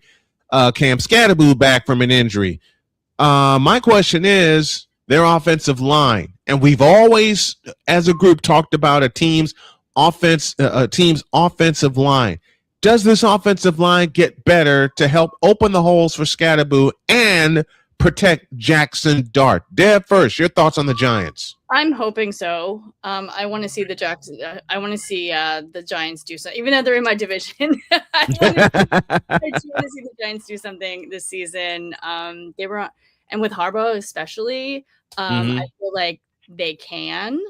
So yeah, I mean, let's hoping that O-line is better this season and go from there, because they've got some great talent on that team, and it's time they show it. Dog, your thoughts real quick. Dealing with the Giants, yeah, you got to keep Cam Scatterboo 100%. You got to be able to get Jackson Dart to actually, I don't know, throw darts. I mean, the wide receiving core needs to smarten up. He can, but it's just a matter of the receiving core being able to be there for him. So I mean, you didn't even mention the biggest return from injury for the Giants is Malik Neighbors. Neighbors, yeah, that's the biggest thing. Keep him healthy, and you guys might actually stand a chance in the East. There's two things about the Giants. First thing, everybody stay out of the tent. When Jackson Dart goes in the tent, everybody else stay out. That's the first thing. The second thing is, dear Giants, the Super Bowl is not Thursday night against Philadelphia, okay? You can't beat the Philadelphia Eagles on Thursday night and then lose collapse the rest of your game, and then lose the entire rest of your games. So you got to play the full season. Yeah, they have to do that. That's our look at the NFC East with the lovely Deb Whitcas, and I know she has a short time with us. She's got to take off. She's got an appointment coming up, but Deb, thank you so much, my dear. We love you. Can't wait to talk to you again. We'll see you soon. Thanks, Deb. Bring your boxing gloves to practice. Yeah, bring the boxing gloves and knee pads. We need a break. We just need a break. Allison Moran coming on at the top of the hour. We got a little time to fill before the top of the hour. We're going to have a little fun. Snowman in the morning, back in the deuce. This is Snowman in the morning. SeatGeek is the ticketing app for fans like Boomstick Lady. No free throw is safe from the roar of her sticks. SeatGeek helps her find a seat in the direct eye line of the shooter so she can sit where her boomsticks make the biggest boom. Everybody okay? SeatGeek handles the tickets to sports, concerts, and more, so fans can fan. During bad weather, driving can become downright dangerous. What's your emergency, please? Trust Battle Vision Storm, the revolutionary glare reduction glasses that turn your sight bright during bad weather at night or during the day. Watch your ordinary vision become extraordinary. Battle Vision Storm uses light-optimizing lenses that block blue rays, so you see clearly in heavy rain at night or blinding snow during the day. Heavy rain, snow, sleet, or fog can make it impossible to drive. Not with Battle Vision Storm. Get your Battle Vision Storm for only $19.99. But wait, due to rising costs and supply chain shortages, this may be your last chance to get your very own at this low price. There is a strict limit of 4 Battle Vision Storm per order while supplies last. Don't wait, order now. Call 1-800-483-6319 or visit battlevisionstorm.com. So call 1-800-483-6319 now. Whether it's news, the largest egg producer finds bird flu in chickens at a Texas plant, weather, devastating tornadoes rip through the heart of the United States, inspiration, a breast cancer survivor completed the journey of chemotherapy, and now begins a future one of matrimony or sports. Michael Jordan is shown on a photo with Diddy. LeBron James has a video extolling the virtues of a Diddy party. This has been yet another beating a dead horse presentation. We got you covered. BS3 Network, in association with Comey Media Incorporated, proudly present The Morning Shift with Cole Johnson. Live every weekday at 8 a.m. Eastern, 7 a.m. Central.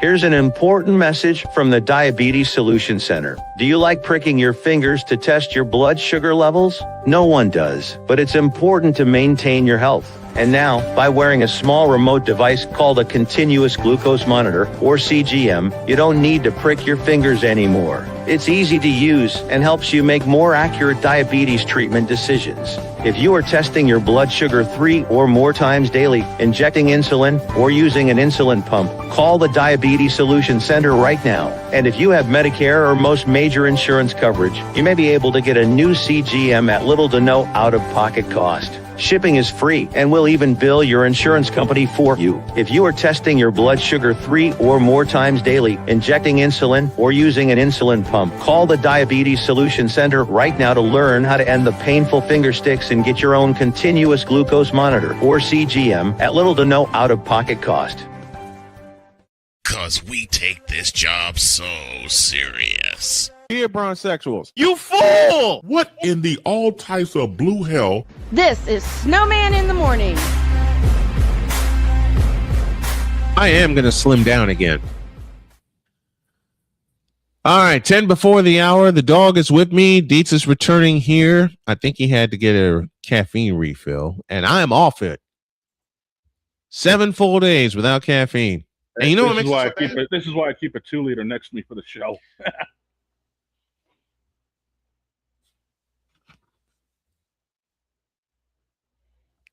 I'm with you. There you go. This is my wife's. I bought this for her earlier in the week, and I'm probably going to wind up buying her another one because she's got to work overnight twice at the end of the month. And I got to share this with you guys about my beautiful wife. Yesterday, she was going to get a nap because, as I said, she had to work overnight. And knowing that, that's why I pulled the White Sox broadcast, because y'all know how I am when I get to raising hell doing my play-by-play. And I didn't want to disturb Dr. K. So I pulled that. I went and took a nap with her. And Jillian says, while on my 3rd cup of coffee. While we're talking, Kat, Jillian, we get it. We get it. Okay? Because when I got to tell y'all, when I first started Snowman in the morning, and Dietz knows this, I lived at Starbucks. Mm-hmm. Whether it be in Chicago or in Michigan City or even in Dayton, Ohio, I lived at Starbucks. I lived there. And I would come into the house after spending the full day at Starbucks, especially when I was living with my mom at the time, when I was living with my mom. She'll peek in my room and go, "Why are you still up?" I drank some coffee. You don't drink coffee. I do if they put chocolate in it. That'll do it. Damn thing is, I already crushed 2 monsters this morning. I'm about a half a 2-liter in, and I'm still not even close to awake. I know. This is me barely caffeinated. Anyone else would probably be off the wall. Me? Yep. And that's been you as long as I've known you. Yeah, pretty much. Jillian, I have a question for you. What do you usually put in your coffee? Because I do some crazy stuff with mine, as you guys know. Matter of fact, I'm going to stay on the decaffeinated, but I may invoke a game called What Flavor Am I Using? Because they put the pumpkin spice flavor out yesterday. There you go. Oh boy. Hey, speaking of pumpkin spice, we didn't get to talk about this during our Big Ten, and we got Allie coming up so we can talk about Chicago. But Snowman, who whose dog did Northwestern kick?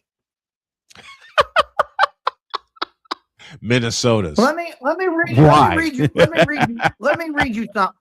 you something. Saturday, October 31st.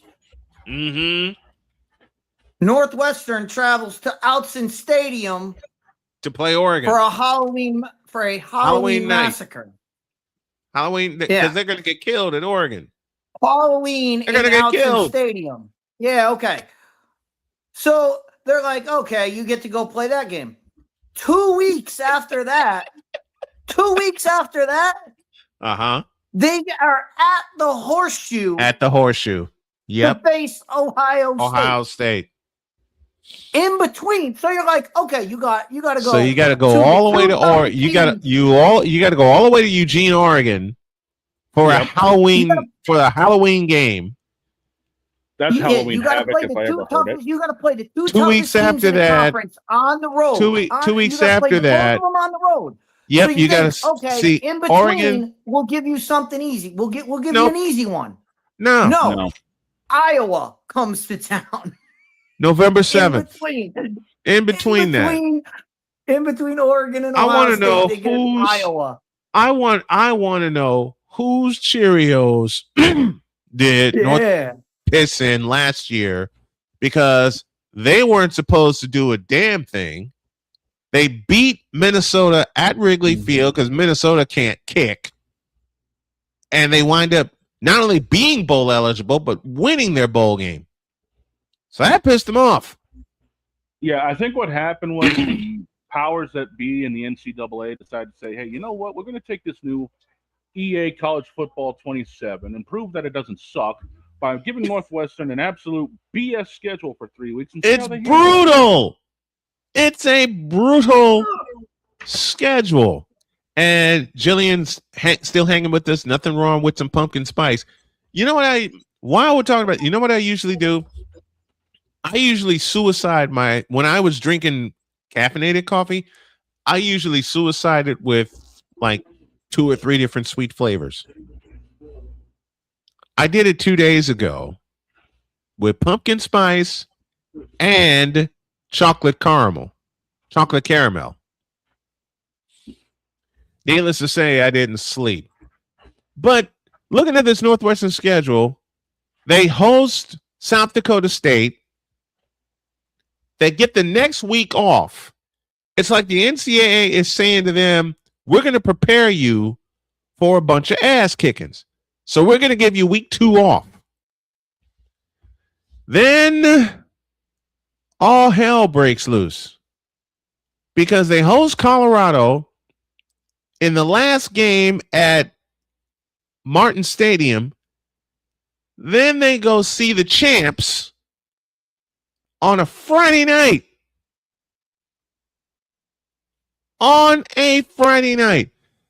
And then they cut the ribbon at New Ryan Field with another night game, another Friday night game with Penn State.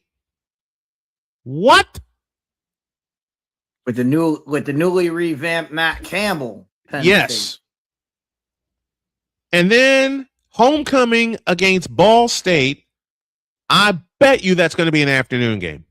I'm willing to bet you that's going to be an afternoon game. And then they go to East Lansing, I beg your pardon, to play Michigan State. They host Rutgers. And then all hell really breaks loose. Halloween night at Oregon. And by the way, Halloween night in Oregon, how many Chip Kellys are we going to see in the crowd? Speaking of Chip Kelly, the new offensive coordinator at Northwestern. At Northwestern.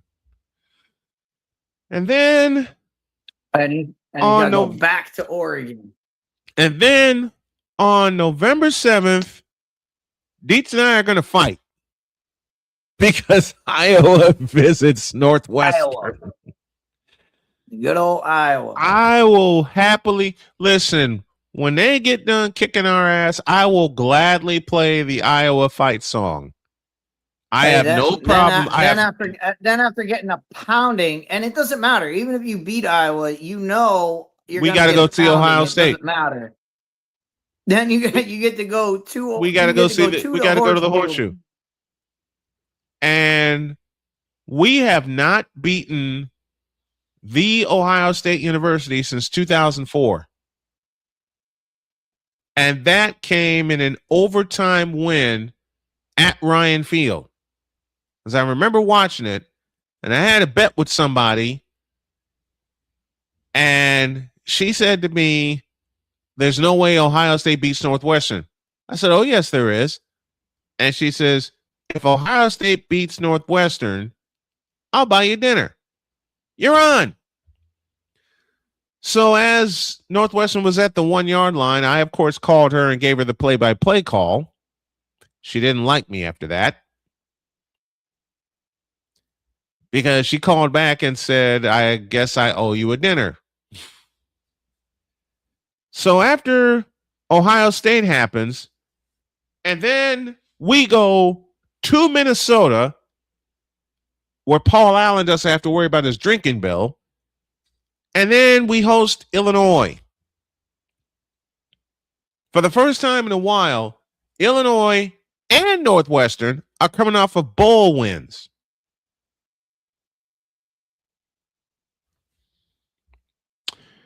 Yikes. Just yikes. See, and Dietz is going to make fun of me come November 7th. I already know this. Dietz is going to let me have it. Every time I try to call a play and call it professionally, he's going to have a dig for me. Of course, he's going to mean it in fun because we all have fun here. But I already know what's going to happen. I was going to march into run, and I hope the opposite happens. I'm a Northwestern fan. I can't help it. But I was going to march into Ryan Field ready for war. We'll see. We got a break. Allison Moran and the Token Female take over for our number 3 in a deuce. This is Snowman in the Morning. Here's an important message from the Diabetes Solution Center. Do you like pricking your fingers to test your blood sugar levels? No one does, but it's important to maintain your health. And now, by wearing a small remote device called a continuous glucose monitor, or CGM, you don't need to prick your fingers anymore. It's easy to use and helps you make more accurate diabetes treatment decisions. If you are testing your blood sugar 3 or more times daily, injecting insulin, or using an insulin pump, call the Diabetes Solution Center right now. And if you have Medicare or most major insurance coverage, you may be able to get a new CGM at little to no out-of-pocket cost. Shipping is free, and we'll even bill your insurance company for you. If you are testing your blood sugar 3 or more times daily, injecting insulin, or using an insulin pump, call the Diabetes Solution Center right now to learn how to end the painful finger sticks and get your own continuous glucose monitor, or CGM, at little to no out-of-pocket cost.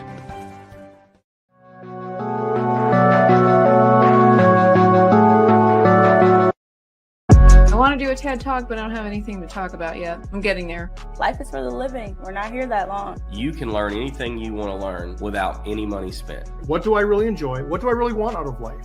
I am your host, WIZE. Are you in a life holding pattern? Well, this is for you. Welcome to the Stuck in My Mind podcast. Live every Monday, Tuesday, and Wednesday at 4 p.m. Central.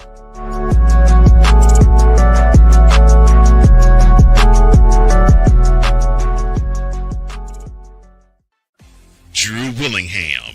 In this case, yeah, you put the blame on Kyle Shanahan for apparently not preparing the team enough for the overtime rules, supposedly.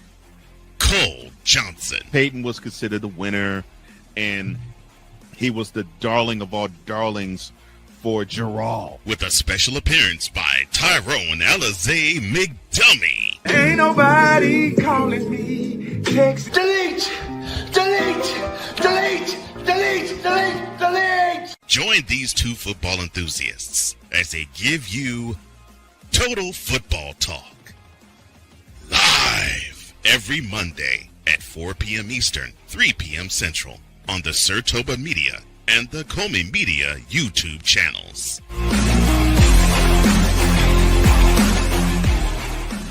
Join the transporter to Hades. Your butt and gut becomes one. Join the reformer of hooker whores. This is my daughter, Placenta Booty Johnson. Join the bronze car. Whenever you are in distress, take off your baseball cap and throw it in the air. Join your very own superhero of broadcasting, Chris Bass. So whatever color crayon they get, they palm it and do 2 circles, and that translates to I can beat up black people. As she takes you through the week's paces in Baseline. Live every Saturday at 8 a.m. Eastern, 7 a.m. Central, Pacific Time Zone people, just stay asleep when this is on live and just catch the recording. Oh, I'm sorry. Exclusively on the Chris Bass YouTube channel.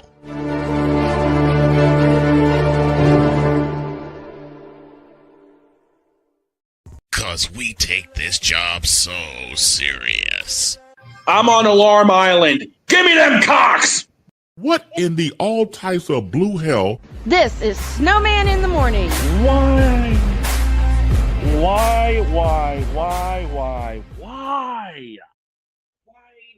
Seriously. Because it fits. That's why. You know what else fits? It's 12:06. It's the lunch hour. This is Snowman in the morning. We owe you an You're listening to WQVZ, 1700 AM Mission Radio. For me and the Lord, we got to understand it. You're listening to WHDR-DB, your radio home and voice of the Carolinas.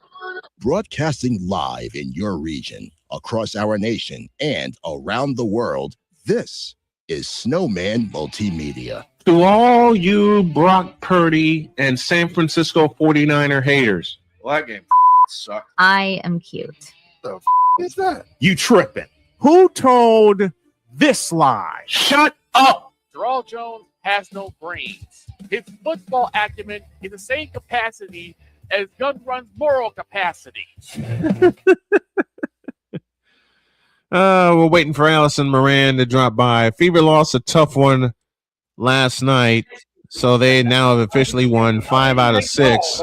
Yeah, and it's proven Dietz's theory to be true that whenever it's a television game for the Indiana Fever, shenanigans happen. And there were some big ones last night. Shenanigans happen. They nearly happened in Atlanta. Yeah. I mean, let's be real. And yes, congratulations, Angel Reese, on her record. But there were some nasty shenanigans going on. Yeah, there were. Here's Allison Moran to help us break it down.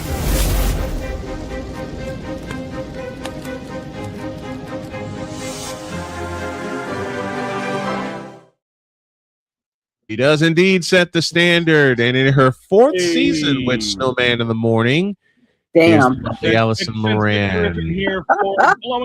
I feel old already. How you doing? Happy Friday. Yes, indeed. What's going on, Allie? Doing okay. Doing okay. Happy Radio Week to you, my dear. Thank you. Everything that you have done and accomplished, and thanks for allowing us to revive the token female and add the 21st century video twist to it. I mean, we love doing this. I love you guys too, especially you, Snowman. Thank you. Don't tell Jody. No. I get it. Like a brother. Oh, she knows. Yeah. She knows. Okay. Why? Let me begin with this question. Why is it, to borrow from Chris Dietz, that whenever the Fever are featured in an 8 o'clock game, shenanigans happen? You know, single doggone game this year. I know. Every single one. Were you on play-by-play for it? Last night, no. No? Okay. So we can't blame you this time. No, he wasn't on it. But not only is it the 8 o'clock games, it seems like shenanigans hit, but anytime they're on the ABC. Atlanta. Tell me I'm wrong. Come on. You look at these teams. You've got two very fiery out there individuals on the team, and Angel Reese and Sophie Cunningham, you know, and we've called Sophie Cunningham the enforcer for as long as she's been in the league. And that's just who she is. She stands. She's a preacher. And so then you've got Angel Reese, who finally has her own Mattel Barbie at long last. And we've been talking about that ever since she got drafted. Yep. The thing is, you know, these are two of the most dynamic and passionate teams available. And when they go at each other, damn. That's just how it is. It's like Cubs and Sox fans, you know. Although there's no lie with that. It's funny because I've covered both sides of the baseball quadrant, and yes. And the thing is, I've done it as a season ticket holder for the Cubs. As somebody who has been treated extraordinarily well by the White Sox, but man, you get people in the stands, they go crazy. It's add a little beer into that, those $20 beers, or the beer baseball bat at Wrigley, and this is what's going to happen. The passion is real, people. It's very real. I've seen games at both places. I've seen games at Old Comiskey Park. I've seen games at New Comiskey Park, and I've seen games at Wrigley Field. I've never had the pleasure of seeing a White Sox Cubs game, although October is still in the picture for both teams. I'll leave it at that. Yes. I've never seen a Cubs White Sox game at either place. I've watched them, and man, I'll tell you all this story. I was working at Ho Chunk Sports Complex in 2006, and the White Sox and Cubs were playing. It was July 1st, and the Cubs had the lead going into the 9th inning. Note the key capitalized word, had, because they got the first. Ryan Dempster was the closer. They got the first two men out, and at this time, Victor wasn't working with me. I had him in my earpiece, broadcasting the game for me while I'm watching the kids. Then Ross Glode gets on base, Jermaine Dye gets on base, and on a 1-1 pitch, AJ Przinsky smacked one out of the ballpark.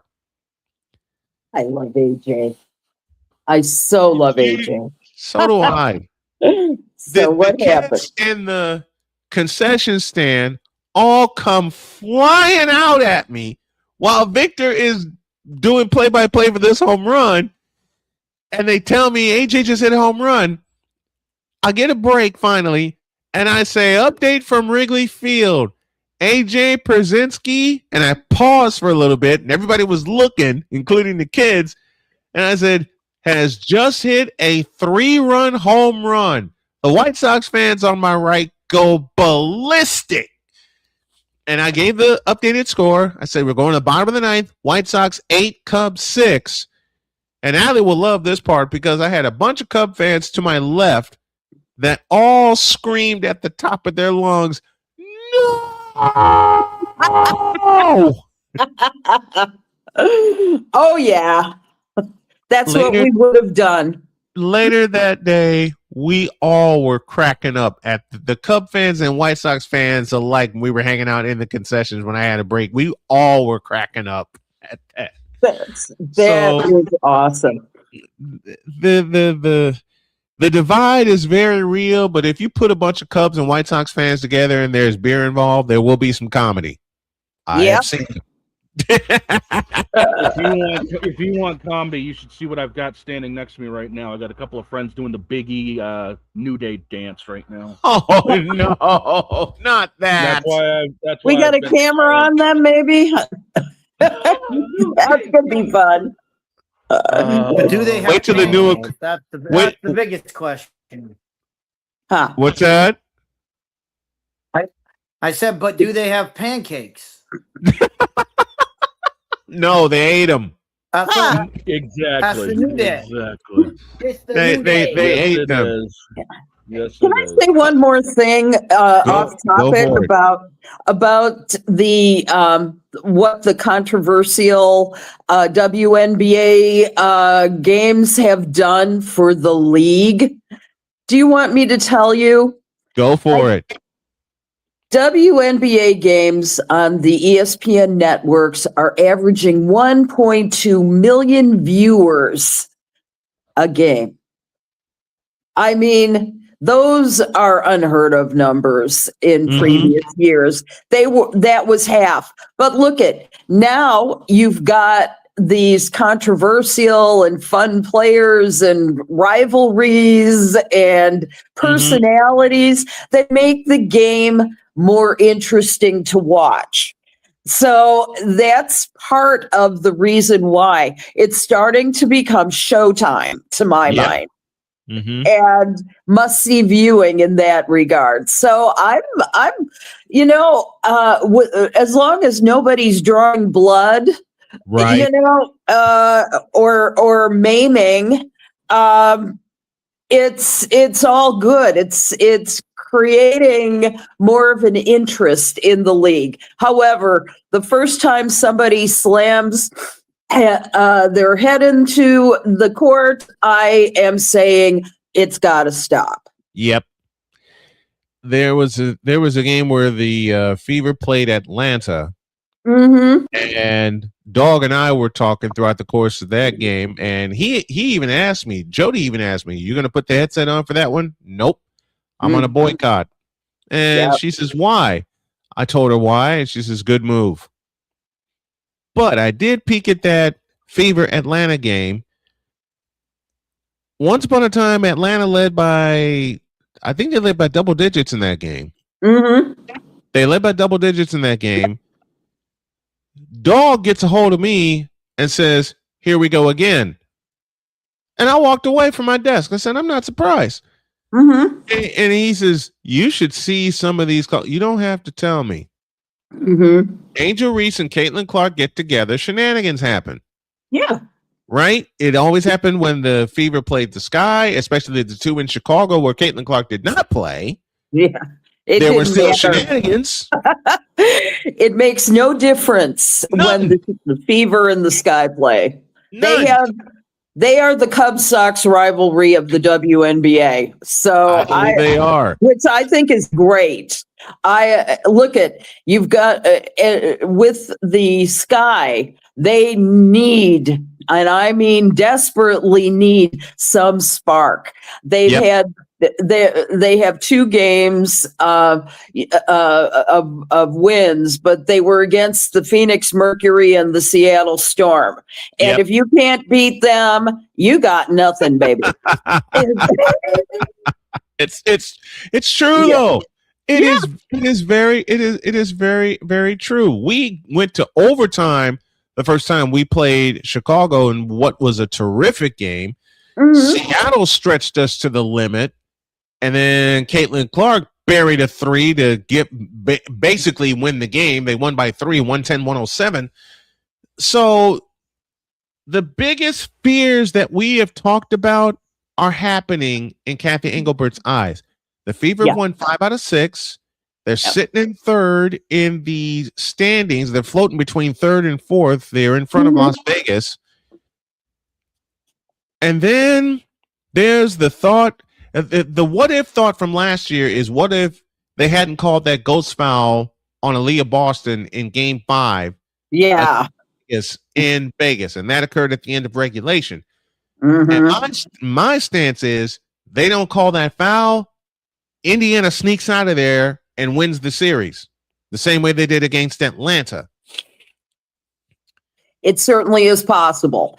You know, you can debate the what ifs. Watch out right now. You got to watch out right now. The league's biggest nightmare is about to happen. If you get Minnesota, Indiana. Yeah. If you get Minnesota versus Indiana in the finals. And get who are they gonna push? Are they gonna push Caitlin Clark? Are they gonna push Olivia Nafisa Miles? Collier? Because guess what? The league office hates both of them. Mm-hmm. Yeah. The league office hates Nafisa Collier because of she got the ball rolling. She got the ball rolling last year by throwing Kathy Engelberg under the bus. We all know they already hate Caitlin Clark. So the biggest nightmare would be if it's Lynx Fever in a finals. If it's Lynx Fever. Wait a minute. Let's add to that. If it's Lynx Fever in the finals and it goes the distance. I say ratings are through the roof. Oh yeah. I say that. If they meet in any playoff series, their ratings are going to be through the roof. If they play for the world championship, oh my heavens, the numbers are going to be stupid. Yes. Because like Dietz said, first of all, who are they going to push? Who are they going to And I'll add a word to Dietz's question. Who are they going to reluctantly push? Who are they going to reluctantly push? Yeah, because if you remember last year, they're going to have no one to promote. They're going to have no one to promote the game. Right? How are they going to do? Both star players. Yep. They hate them. And it could come down to that because Indiana's fighting their stride. They are one of the highest scoring teams in the league. They have the most 100-point games this season. They've done a hell of a lot better playing as a team. You know, with all.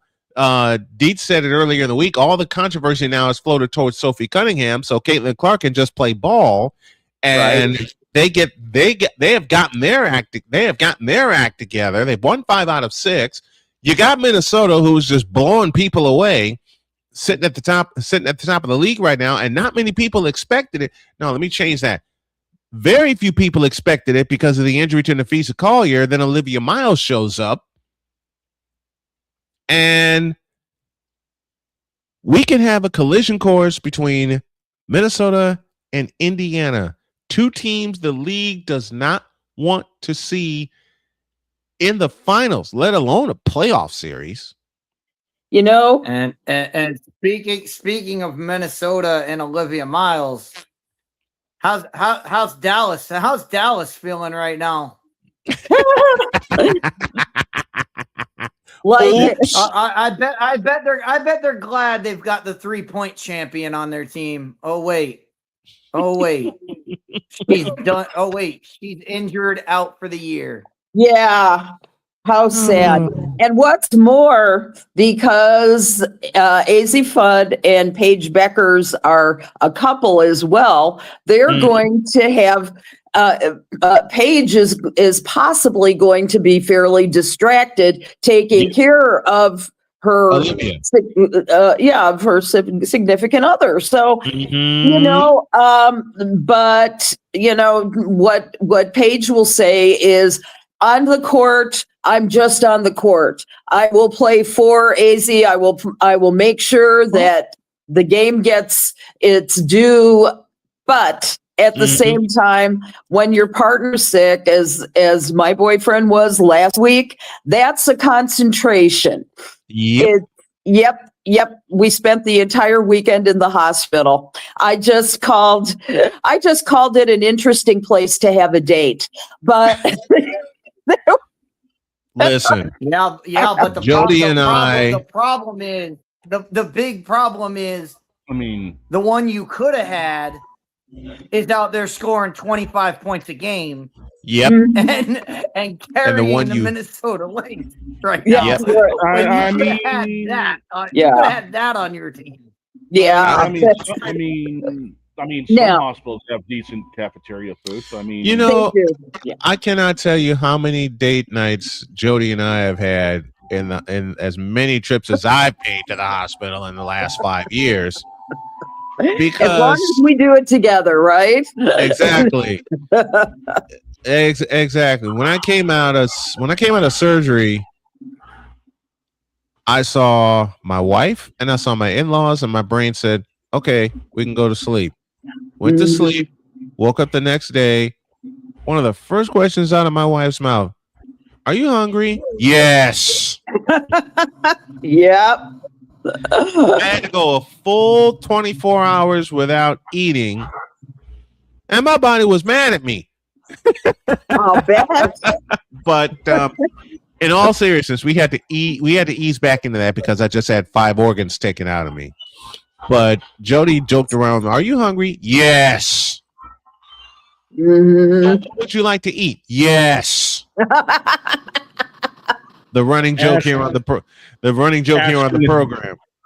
Asking people our size if we're hungry. What the hell? Oh, Jody knows my appetite. Yeah. Jody knows my appetite. And you know what's even more fun is some of the stuff that she cooks up and we cook up during football season. Because she'll ask me, "What do you want?" And I do this to her all the time, and I make her laugh every time. "What do you want for a snack?" Yes. That's right. That's like, I mean, you want to talk about food like that? I just randomly threw something together a couple of days ago. I'm chilling here with some friends. How about some Mexican and teriyaki flavored sloppy joes? You know what? Stop it. Stop it. I gotta tell you, completely wiped out in the night. I gotta tell you, the staff at Endeavor Elmhurst was fantastic. Greg was on a liquid diet, literally IVs for 4 days, and when Crohn's attacks are no joke. They're very difficult, and he hadn't had one in many years, but things happen. I had a friend of mine that I got really close to who had Crohn's pass away a while back. So dear God. I'm so sorry. Yeah, it's not an easy disease to manage, especially when food is, the staff of life, and you just can't. You can't believe how much management there is in what you do for it. But learned a lot with his, with what he's had to do for that. It's inspiring, and he's doing just fine now. Lost about 8 pounds in the hospital, and went down to 200 for the first time, and I don't know when. He's usually stayed between 210 and like 215, and it was unbelievable. I frightened the daylights out of my wife when we had just come home, and a few days after that, I stepped on the scale. My legs were wobbly, and it read 208. Wow! Frightened the daylights out of me. Because you're a tall guy. 6'5". Yeah, that's like waif-like for you. That's Reggie. Yeah. Everybody will get this one. That's like Reggie Miller, like for me. Because he was 6'7" and 180. Yes. My mother said, "You need to get down to 180. Mom, do you see how tall I am? I am 6 feet 5 inches tall. How the hell am I going to look at 180 pounds? That's like emaciated." And I said, "That's like that." I said, "That's like Reggie Miller." She says, "What's wrong with that? People will think I'm smoking." And I haven't smoked a day in my life. I mean, come on here, boss. You and I are about an inch difference. So, I mean, obviously we can carry the big frames. I've been carrying a big frame all my life. I'm at 260. I was gonna say last time I saw 200 pounds, I was in high school and 6'2". Man. Same. It was my sophomore year. I grew from 5'7" to 6'1" and just crossed 200 pounds. That's the last time out before all hell broke loose with my cancer and I got down to 208. That's the last time I was when I went away to school. When I graduated, I was 6'4" and 215. Wow. Yeah. Then I was Yep. I went away to school and the dorm food happened. I was 6'4", 200 when I graduated. I was 215 when I went away to class, when I went away to school. And then the dorm food happened. Yep. And once the dorm food happened, goodbye. The freshman 20, the freshman 25. But you know what you should have done, Brian? You should have done what I did. Get mono. I got mono my freshman year of college at Drake University. I lost like, I don't know, 35 or 40 pounds, something like that. My roommate got mono. Oh, all I did was get a horrible case of the flu. Yeah. And I stayed in bed. I stayed in bed for a week. And it was the same week they had not only a basketball game going on, but it was towards spring, so they're warming up for baseball, of course. And I got a phone call saying, "Can you do public address for our baseball game?" I responded, and they heard half of my voice, and they said, "Never mind. We'll call you tomorrow." Yep. By the way, it wasn't the freshman 15; it was the freshman yes. Yes. The freshman what? I couldn't hear that. The freshman yes. Yeah. The freshman yes. Yes. Because I saw and ate nearly everything. Because as long as you have, the rule was, as long as you have an ID and it works, have at it. Here's the story. I once saw the training tables at Drake's football team and what they had to eat. And I knew the director of food services, and I said to her, you know, those portions are just damn huge. Can I get something like that? And she's like, "Oh, Allison. Oh, Allie. No. You have to understand, this is a regimented diet specifically designed for the football team." Like, yes. Why don't they win more games? It's right. Been there, done that. Same here. Yeah. I've seen the training tables for different sports. Mm-hmm. I've also seen Allie can confirm this. I've also seen the training tables for the media that they put out there. Mm-hmm. Yes, they are good.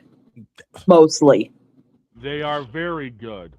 Yeah, I tell you this one. I had to drive to University of Northern Iowa for a Chicago State game at Northern Cedar Iowa. Rapids. Yep. Mm-hmm. Best friend lives there. Hi, Jeanette. I'm like, how am I going to get there? This is when you printed out maps. This is when you printed out maps. Yeah. I'm driving, and a friend of mine before I left said, "Just look for the Unidome. You'll be in the area." And doggone it if I didn't see it. I was in the area. Yep. And I got there. I got into the student center because someone let me into the student center because the McLeod Center floor was not that far away. What do you think I did when I finally sat down? I went to sleep. I knocked out. Good. I knocked out. and Dietz will enjoy this one. I didn't hear a thing until the then voice of the University of Northern Iowa and the great Gary Rima said, and I quote, "I'm looking for the voice of Chicago State basketball." And I sat straight up. I straightened up my tie, and I walked up to him and I said, "You're looking at him." He and I have been friends ever since. I love that. And then the food came out. And when I say the food came out, there were subs that were like that. And those are the small ones. I'm not going to mention, and Allie knows this from covering the sky with me, I'm not going to mention how much pizza they put out there. Yeah. I'm not going to mention how much caffeine they put out there. I mean, enough. They stacked the caffeine on top of each other. Mm-hmm. And then there's the sugar table. Yeah. If anybody has worked a game, you know what the sugar table is. And the sugar table lasts until the end of halftime. Because there will be people snatching everything off of the sugar table before the second half of the game. That's so crazy. Lord knows we've done that. Yes. Allison Moran with us on this fabulous Friday edition of Snowman in the Morning. Well, talking training tables for the media and also talking WNBA and its worst nightmare possibly happening. You're talking about the transgender issues at this point, which they have not addressed. Yes, nope. you have up to 4 individuals, 4 washed up male NBA players declaring for the 2027 WNBA draft. Yes. Yeah. Allie, I don't know if you saw the show last week. I did not. I'm sorry. I made my pitch to the WNBA. Hire me as your spokesperson. Oh, because I did it wrong. I did it wrong. Let me do it again. Dietz, floor is yours. All the WNBA, all you need to say is walk up to the podium. Ladies and gentlemen, thank you for being here. We just had a meeting, and I just want to let you know, Enes Kanter, you are an idiot. Go away. You and the rest of your ilk, you are not joining our league. You guys are retarded. Go away. Yep. We don't need you. Exactly. That's all the WNBA has to say is these people are dumb.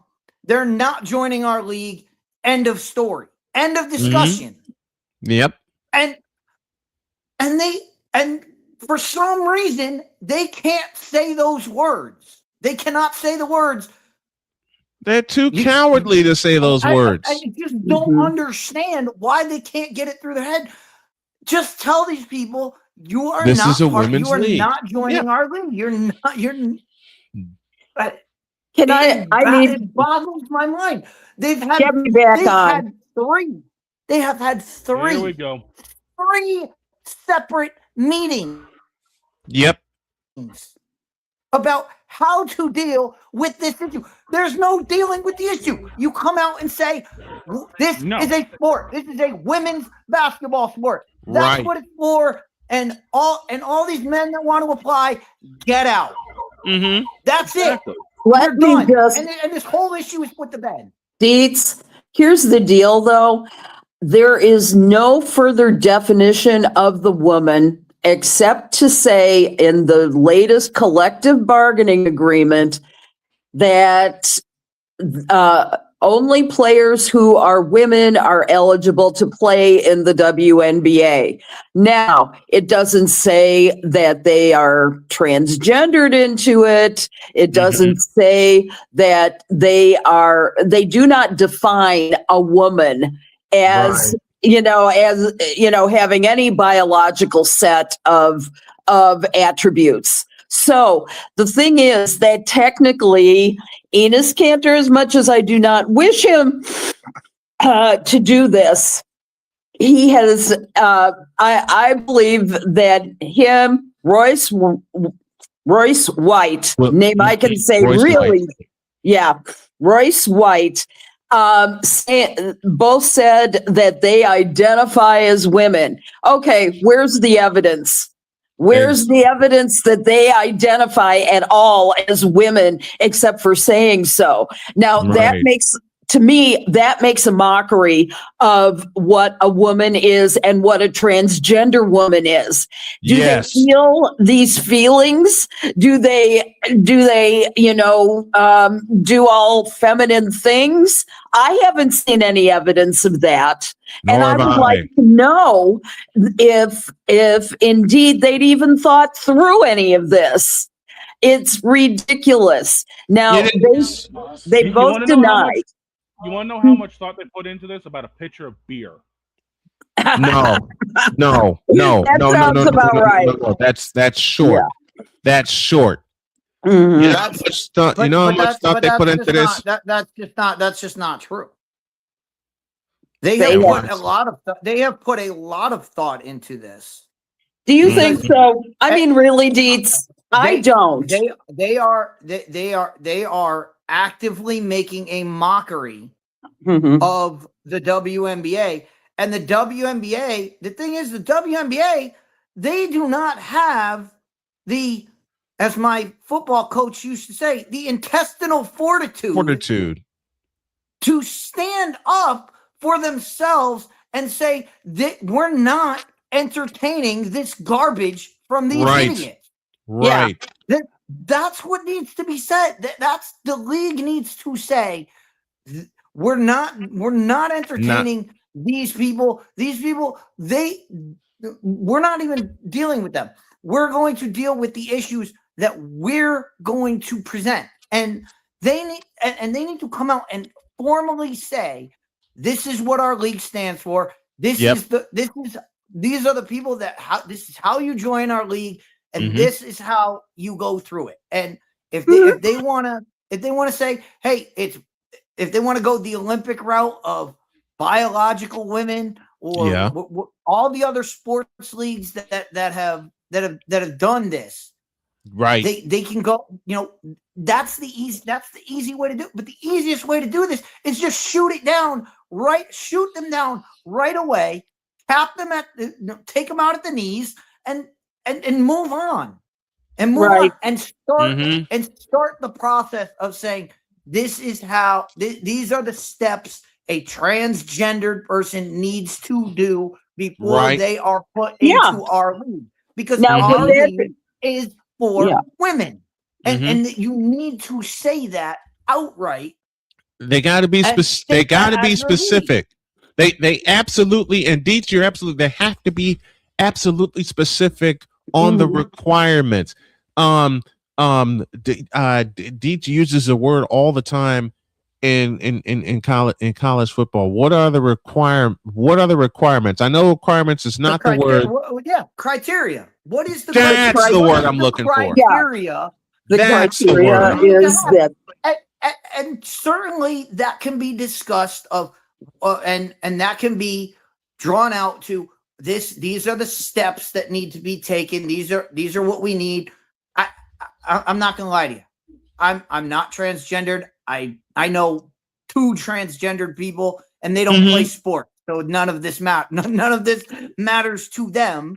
So I'm not gonna go bother them and say, hey, how did you do it, and what did you do?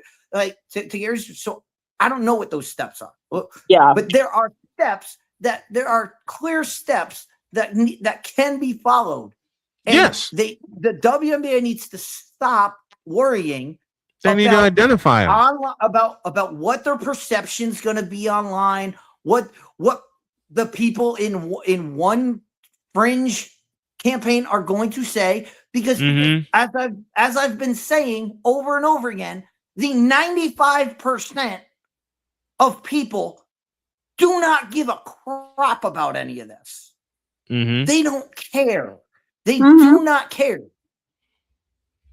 You need to come out and state this is how you do it. This is what you do, and if someone follows those, great, good for them. They can be in the league. But if you haven't gone through them, get out. Leave us alone. Can I break in here? Go ahead. Okay, so right now, what Kathy Engelbert did, what she has done so far, is she created a task force of WNBA team presidents and general managers. They're convening a meeting to discuss about this, and so the conversation is going to be ongoing, I think, for a while, as demonstrations have broken out on both sides, particularly at Indiana Fever games, because of what Sophie Cunningham said. And meanwhile, Sophie's gear is selling out like crazy because of it. Yeah. Well, she found the way. Meanwhile, the league wants to trash Sophie Cunningham for saying, keep women's basketball the women in women's basketball, please." Right. That's all she said. That's all she said. Now I get it. I get all of that, and I've had plenty of discussions with people on both sides of of this issue, and you know where my sentiments lie is it needs to be after the transition, when the muscles are softened, when they compete as women. Where they are women. And it's got to be a period of time. Yes. It's got to be a period of time where they played as women. Yes. I would even say if I'm the WNBA. Dietz, someone else is talking. I think Dog was saying something. Dog, your thoughts? We've already got this figured out. I mean, we don't need a damn task force. All we need to do is go down to Lower East Side, grab some sandwiches, tell all these people exactly what our plan is, and hey, by the way, your problem's solved. That's it. What a great idea. Anything? Now, the WNBA doesn't even have to come up with an answer. All they have to say is you have to have competed as a woman in another sanctioned league. And then they don't have to deal with it. And then they don't have to deal with it. You have to deal with. You have to have played as a woman in the NCAA. You would have had to play, in some league overseas or overseas, some other. You completely wash your hands of it and say it's somebody else's problem now. I mean, that's an easy fix right there. Yeah. The easy fix is define what you want to define. Define if you're making the transition, as Ali says, and to piggyback off what Dietz says, you have to have competed as a woman in a sanctioned league, and I say give it at least 2 years. Yes, because there's a lot of training involved for 2 years. There's a lot of different training involved for 2 years, and you allow those 2 years to see if they can get used to it. Yeah, but I think it's a great idea. The problem is what Ali just brought up is that this is going to take. This is taking to put all these committees together, to have all these meetings. It's taking time. Yes, and they don't have time. Time is not on your side here. No, time is only going to make this worse. And I brought this up last week, but there was a VTuber who came out and basically said exactly what I said the WNBA should just say, women are women. Let this be for women. And trans people, they need to have a process to become a woman. They can't and she got maligned. She got canceled by one of her sponsors. And guess what? That sponsor is out of business now. Yep. Because all of her fans jumped ship, and she went from 700 subscribers to over 1,000 in a week. Wow, that's great. This is why I'm saying, if the WNBA keeps going along and keeps prolonging this, they're not going to see any. And to be honest, none of this helps them. It's just going to hurt them. And to be honest, they've prolonged this for entirely too long. This has been part of the issue that has gone on for at least 3 years, if not more. If not longer. Yeah. If not longer. Yeah. I mean, there have been non-binary athletes. There was Laisha Clarendon and trying to think of the other one, A.D. Doer. They have both played in the WNBA, but they were also born female.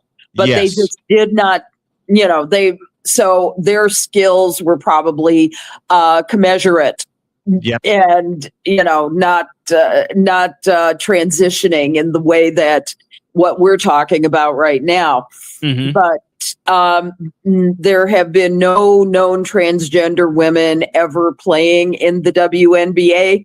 However, at this point, also, you have more kids in this generation coming out as non-binary or transgender. And so what there needs to be an accommodation for the future. I was very surprised when they didn't have this in the CBA, given the controversy that's been surrounding this for a few years now. And it was shocking. You can identify all you want to as a woman, and I know there's been some crazy stuff like at the Olympics, particularly in the Berlin Olympics in 1936, when it was rumored that a couple of the track guys grew their hair long and competed as women. And you really couldn't tell because they had soft features, so they could have gone either way. But it is, to me, this is an issue that is, like we've said, so long overdue for actual clarification from somebody who is qualified to talk about it. Kathy Engelbert is the money person. She will never be warm and fuzzy on issues like this. She never will. You just said it. She never will be. This should have been nipped in the bud a long time ago. Yes, because you should have anticipated. If you've been talking about, Snowman, we have talked about this over and over and over again on this show. This is the problem of there's an issue. Somebody says, "Hey, what if this happened? What if X happens?" Oh, that's crazy. That'll never happen. Right. What happens 3 years down the road? X happens, and nobody is prepared for what's coming. And they're definitely not prepared for years. And they're definitely not prepared for this. This has been, as Ali pointed out, staring them in the face for the longest time. And Dietz, you said it also. The wildest what if, as far as the WNBA goes, is happening right now. It's being challenged. The craziest what if of what ifs with the W is being challenged right now, and they are not prepared to do anything about it at all. And it's going to turn it upside down.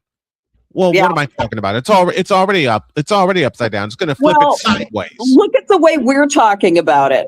We've got Enos Cantor Freedom and Royce White taking advantage of that gray spot in the WNBA, and really, for all intents and purposes, they're making a mockery out of the W.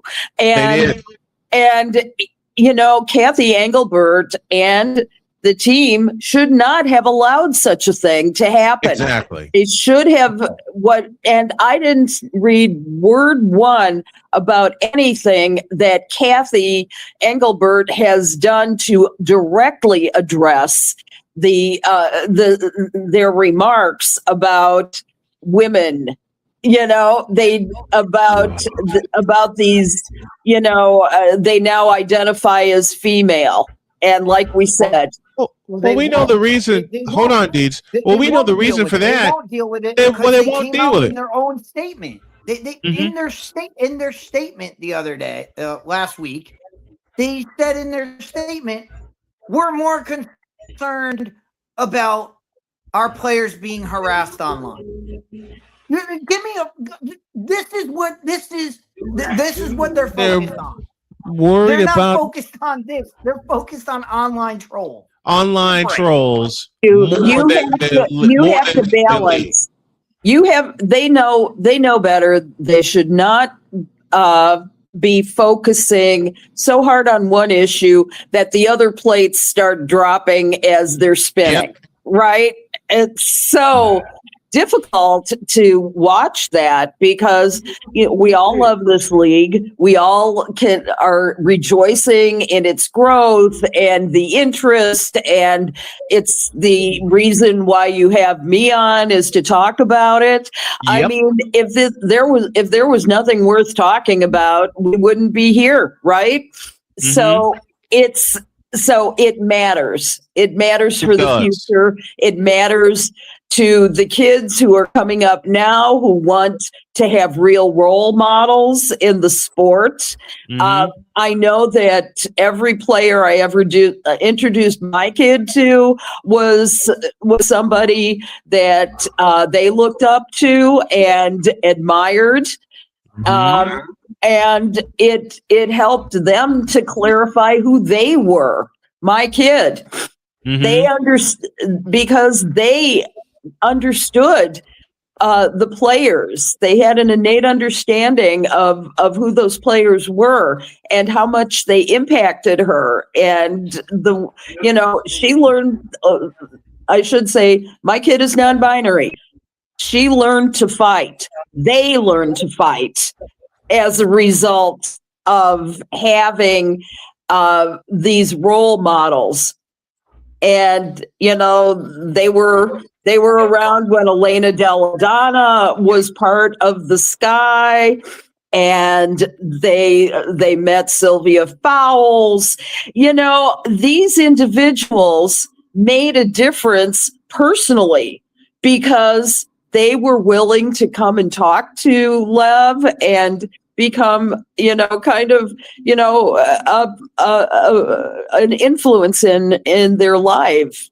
And I could not believe how much Lev carries that today as they're doing their own, deciding on what their future is going to be. They're 21 years old. Same with my daughter Sonia. And her biggest role model is that's a greater discussion, Alex, of this league and their promotion. You always hear about this league and we're an inspiration to girls and we're an inspiration to girls. Why aren't you trying to be an inspiration to boys? Why aren't you trying to be an inspiration to all children? There you go. Play basketball. And what's interesting? I went to basketball camp for years, and you want to know who Nikisha Sales was one of the greatest people I've ever met. When I was a kid playing basketball, she was one of my coaches. That's awesome. And that's what really gets me about this league. They're so focused on, we need to be the inspiration for girls. No, you need to be the inspiration for everybody. Be the inspiration for children. Yeah. Because Children everywhere. I've talked to so many kids that are big fans of Caitlin Clark now, and I talked to kids in the past that were big fans of Elena Deladon, as you said, Allie, and Sylvia Fowles and Courtney Vandersloot. And every Kids Day that we did at the Rosemont Horizon, A, was sold out, and B, was louder than hell. Yep. Even in the days when most WNBA teams were averaging about 3,000. Yep. With the season ticket holders. I mean, Chicago actually set that stand. Well, the Sparks set the standard first because they were selling out the Forum, and then the Liberty followed. The three teams that set the standard as far as attendance goes in their arena: the Houston Comets, the New York Liberty, and the Los Angeles Sparks. The Sparks were selling out the Forum, Liberty was selling out MSG, and the Comets were selling out the old Summit in Houston. Then the Chicago Sky came along in 2014 and introduced Kids Day, and on days where teams played in the evening and they were barely drawing 6,000 to 7,000, we had 18,500 at the Rosemont Horizon, and they were all kids, and they were loving it. Yeah, boys and girls. We got to get the heck out of here because Jody's yelling at me in my ear. I know, honey, I know, but this is a conversation we have got to continue. And yeah, for sure. I was gonna say before we went, there was one last note, and it's on attendance. Allie, any thoughts about the fact that Georgia and James Madison setting the record for women's soccer, overall soccer in college, for an attendance at 25,000 in the hedges? I think that's fabulous. Beautiful. It's about time. That's what I say. Yeah, I want to see 25K in the hedges. I love it. I want to see what Nebraska. I want to see them do what Nebraska did for a volleyball match. Yes. When they took it to in the football stadium. Yeah. 92,000 fans yelling their brains out. They need to do that. What I want. That's what I want to see. Yeah. And I can't wait to see basketball. I can't wait to see women's basketball teams host their games in college football stadiums, as long as the weather cooperates, of course. Yeah. And just blow it sideways. I cannot wait for that. Allison Moran joining us as she does every single Friday. Man, this being National Radio Week, and I'll repeat what Dog said. You are an absolute joy to have each and every week. The craziness, the laughter, the serious discussions we always have. Allie, you are a treasure to me and to this show, and we absolutely love you. And we'll see you next week, my dear. Too. Love you all. Love our listeners. Have a great week. Thank you. Thanks, Allie.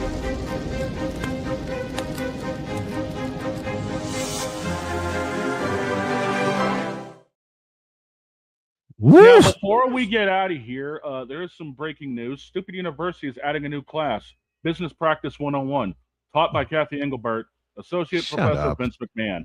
Shut up. Shut up. Shut up. Shut up. Shut up. Shut up. Now we can get out of here. I let this cat out of the bag in the pre-show meeting. I'll let it out here. Beginning September 8th, we will join Under the Hood with J Hood's network. So yeah, Nice. we're growing. And to those of you who say we don't grow, watch this. Have a great weekend. God bless. Remember to make your next move your best move, and always remember, if your dreams don't scare you, they are simply not big enough. Dream big, do bigger. Take a look at us. You can do it too. So long, everybody. Yep.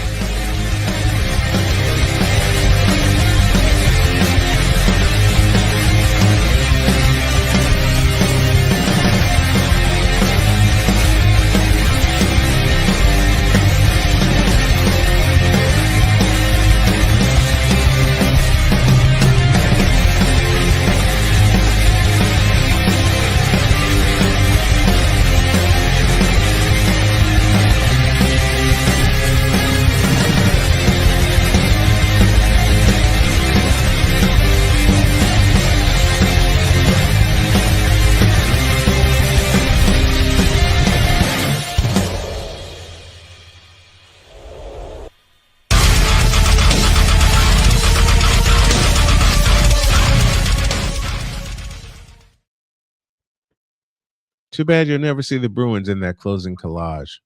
So long, everybody. LeBron.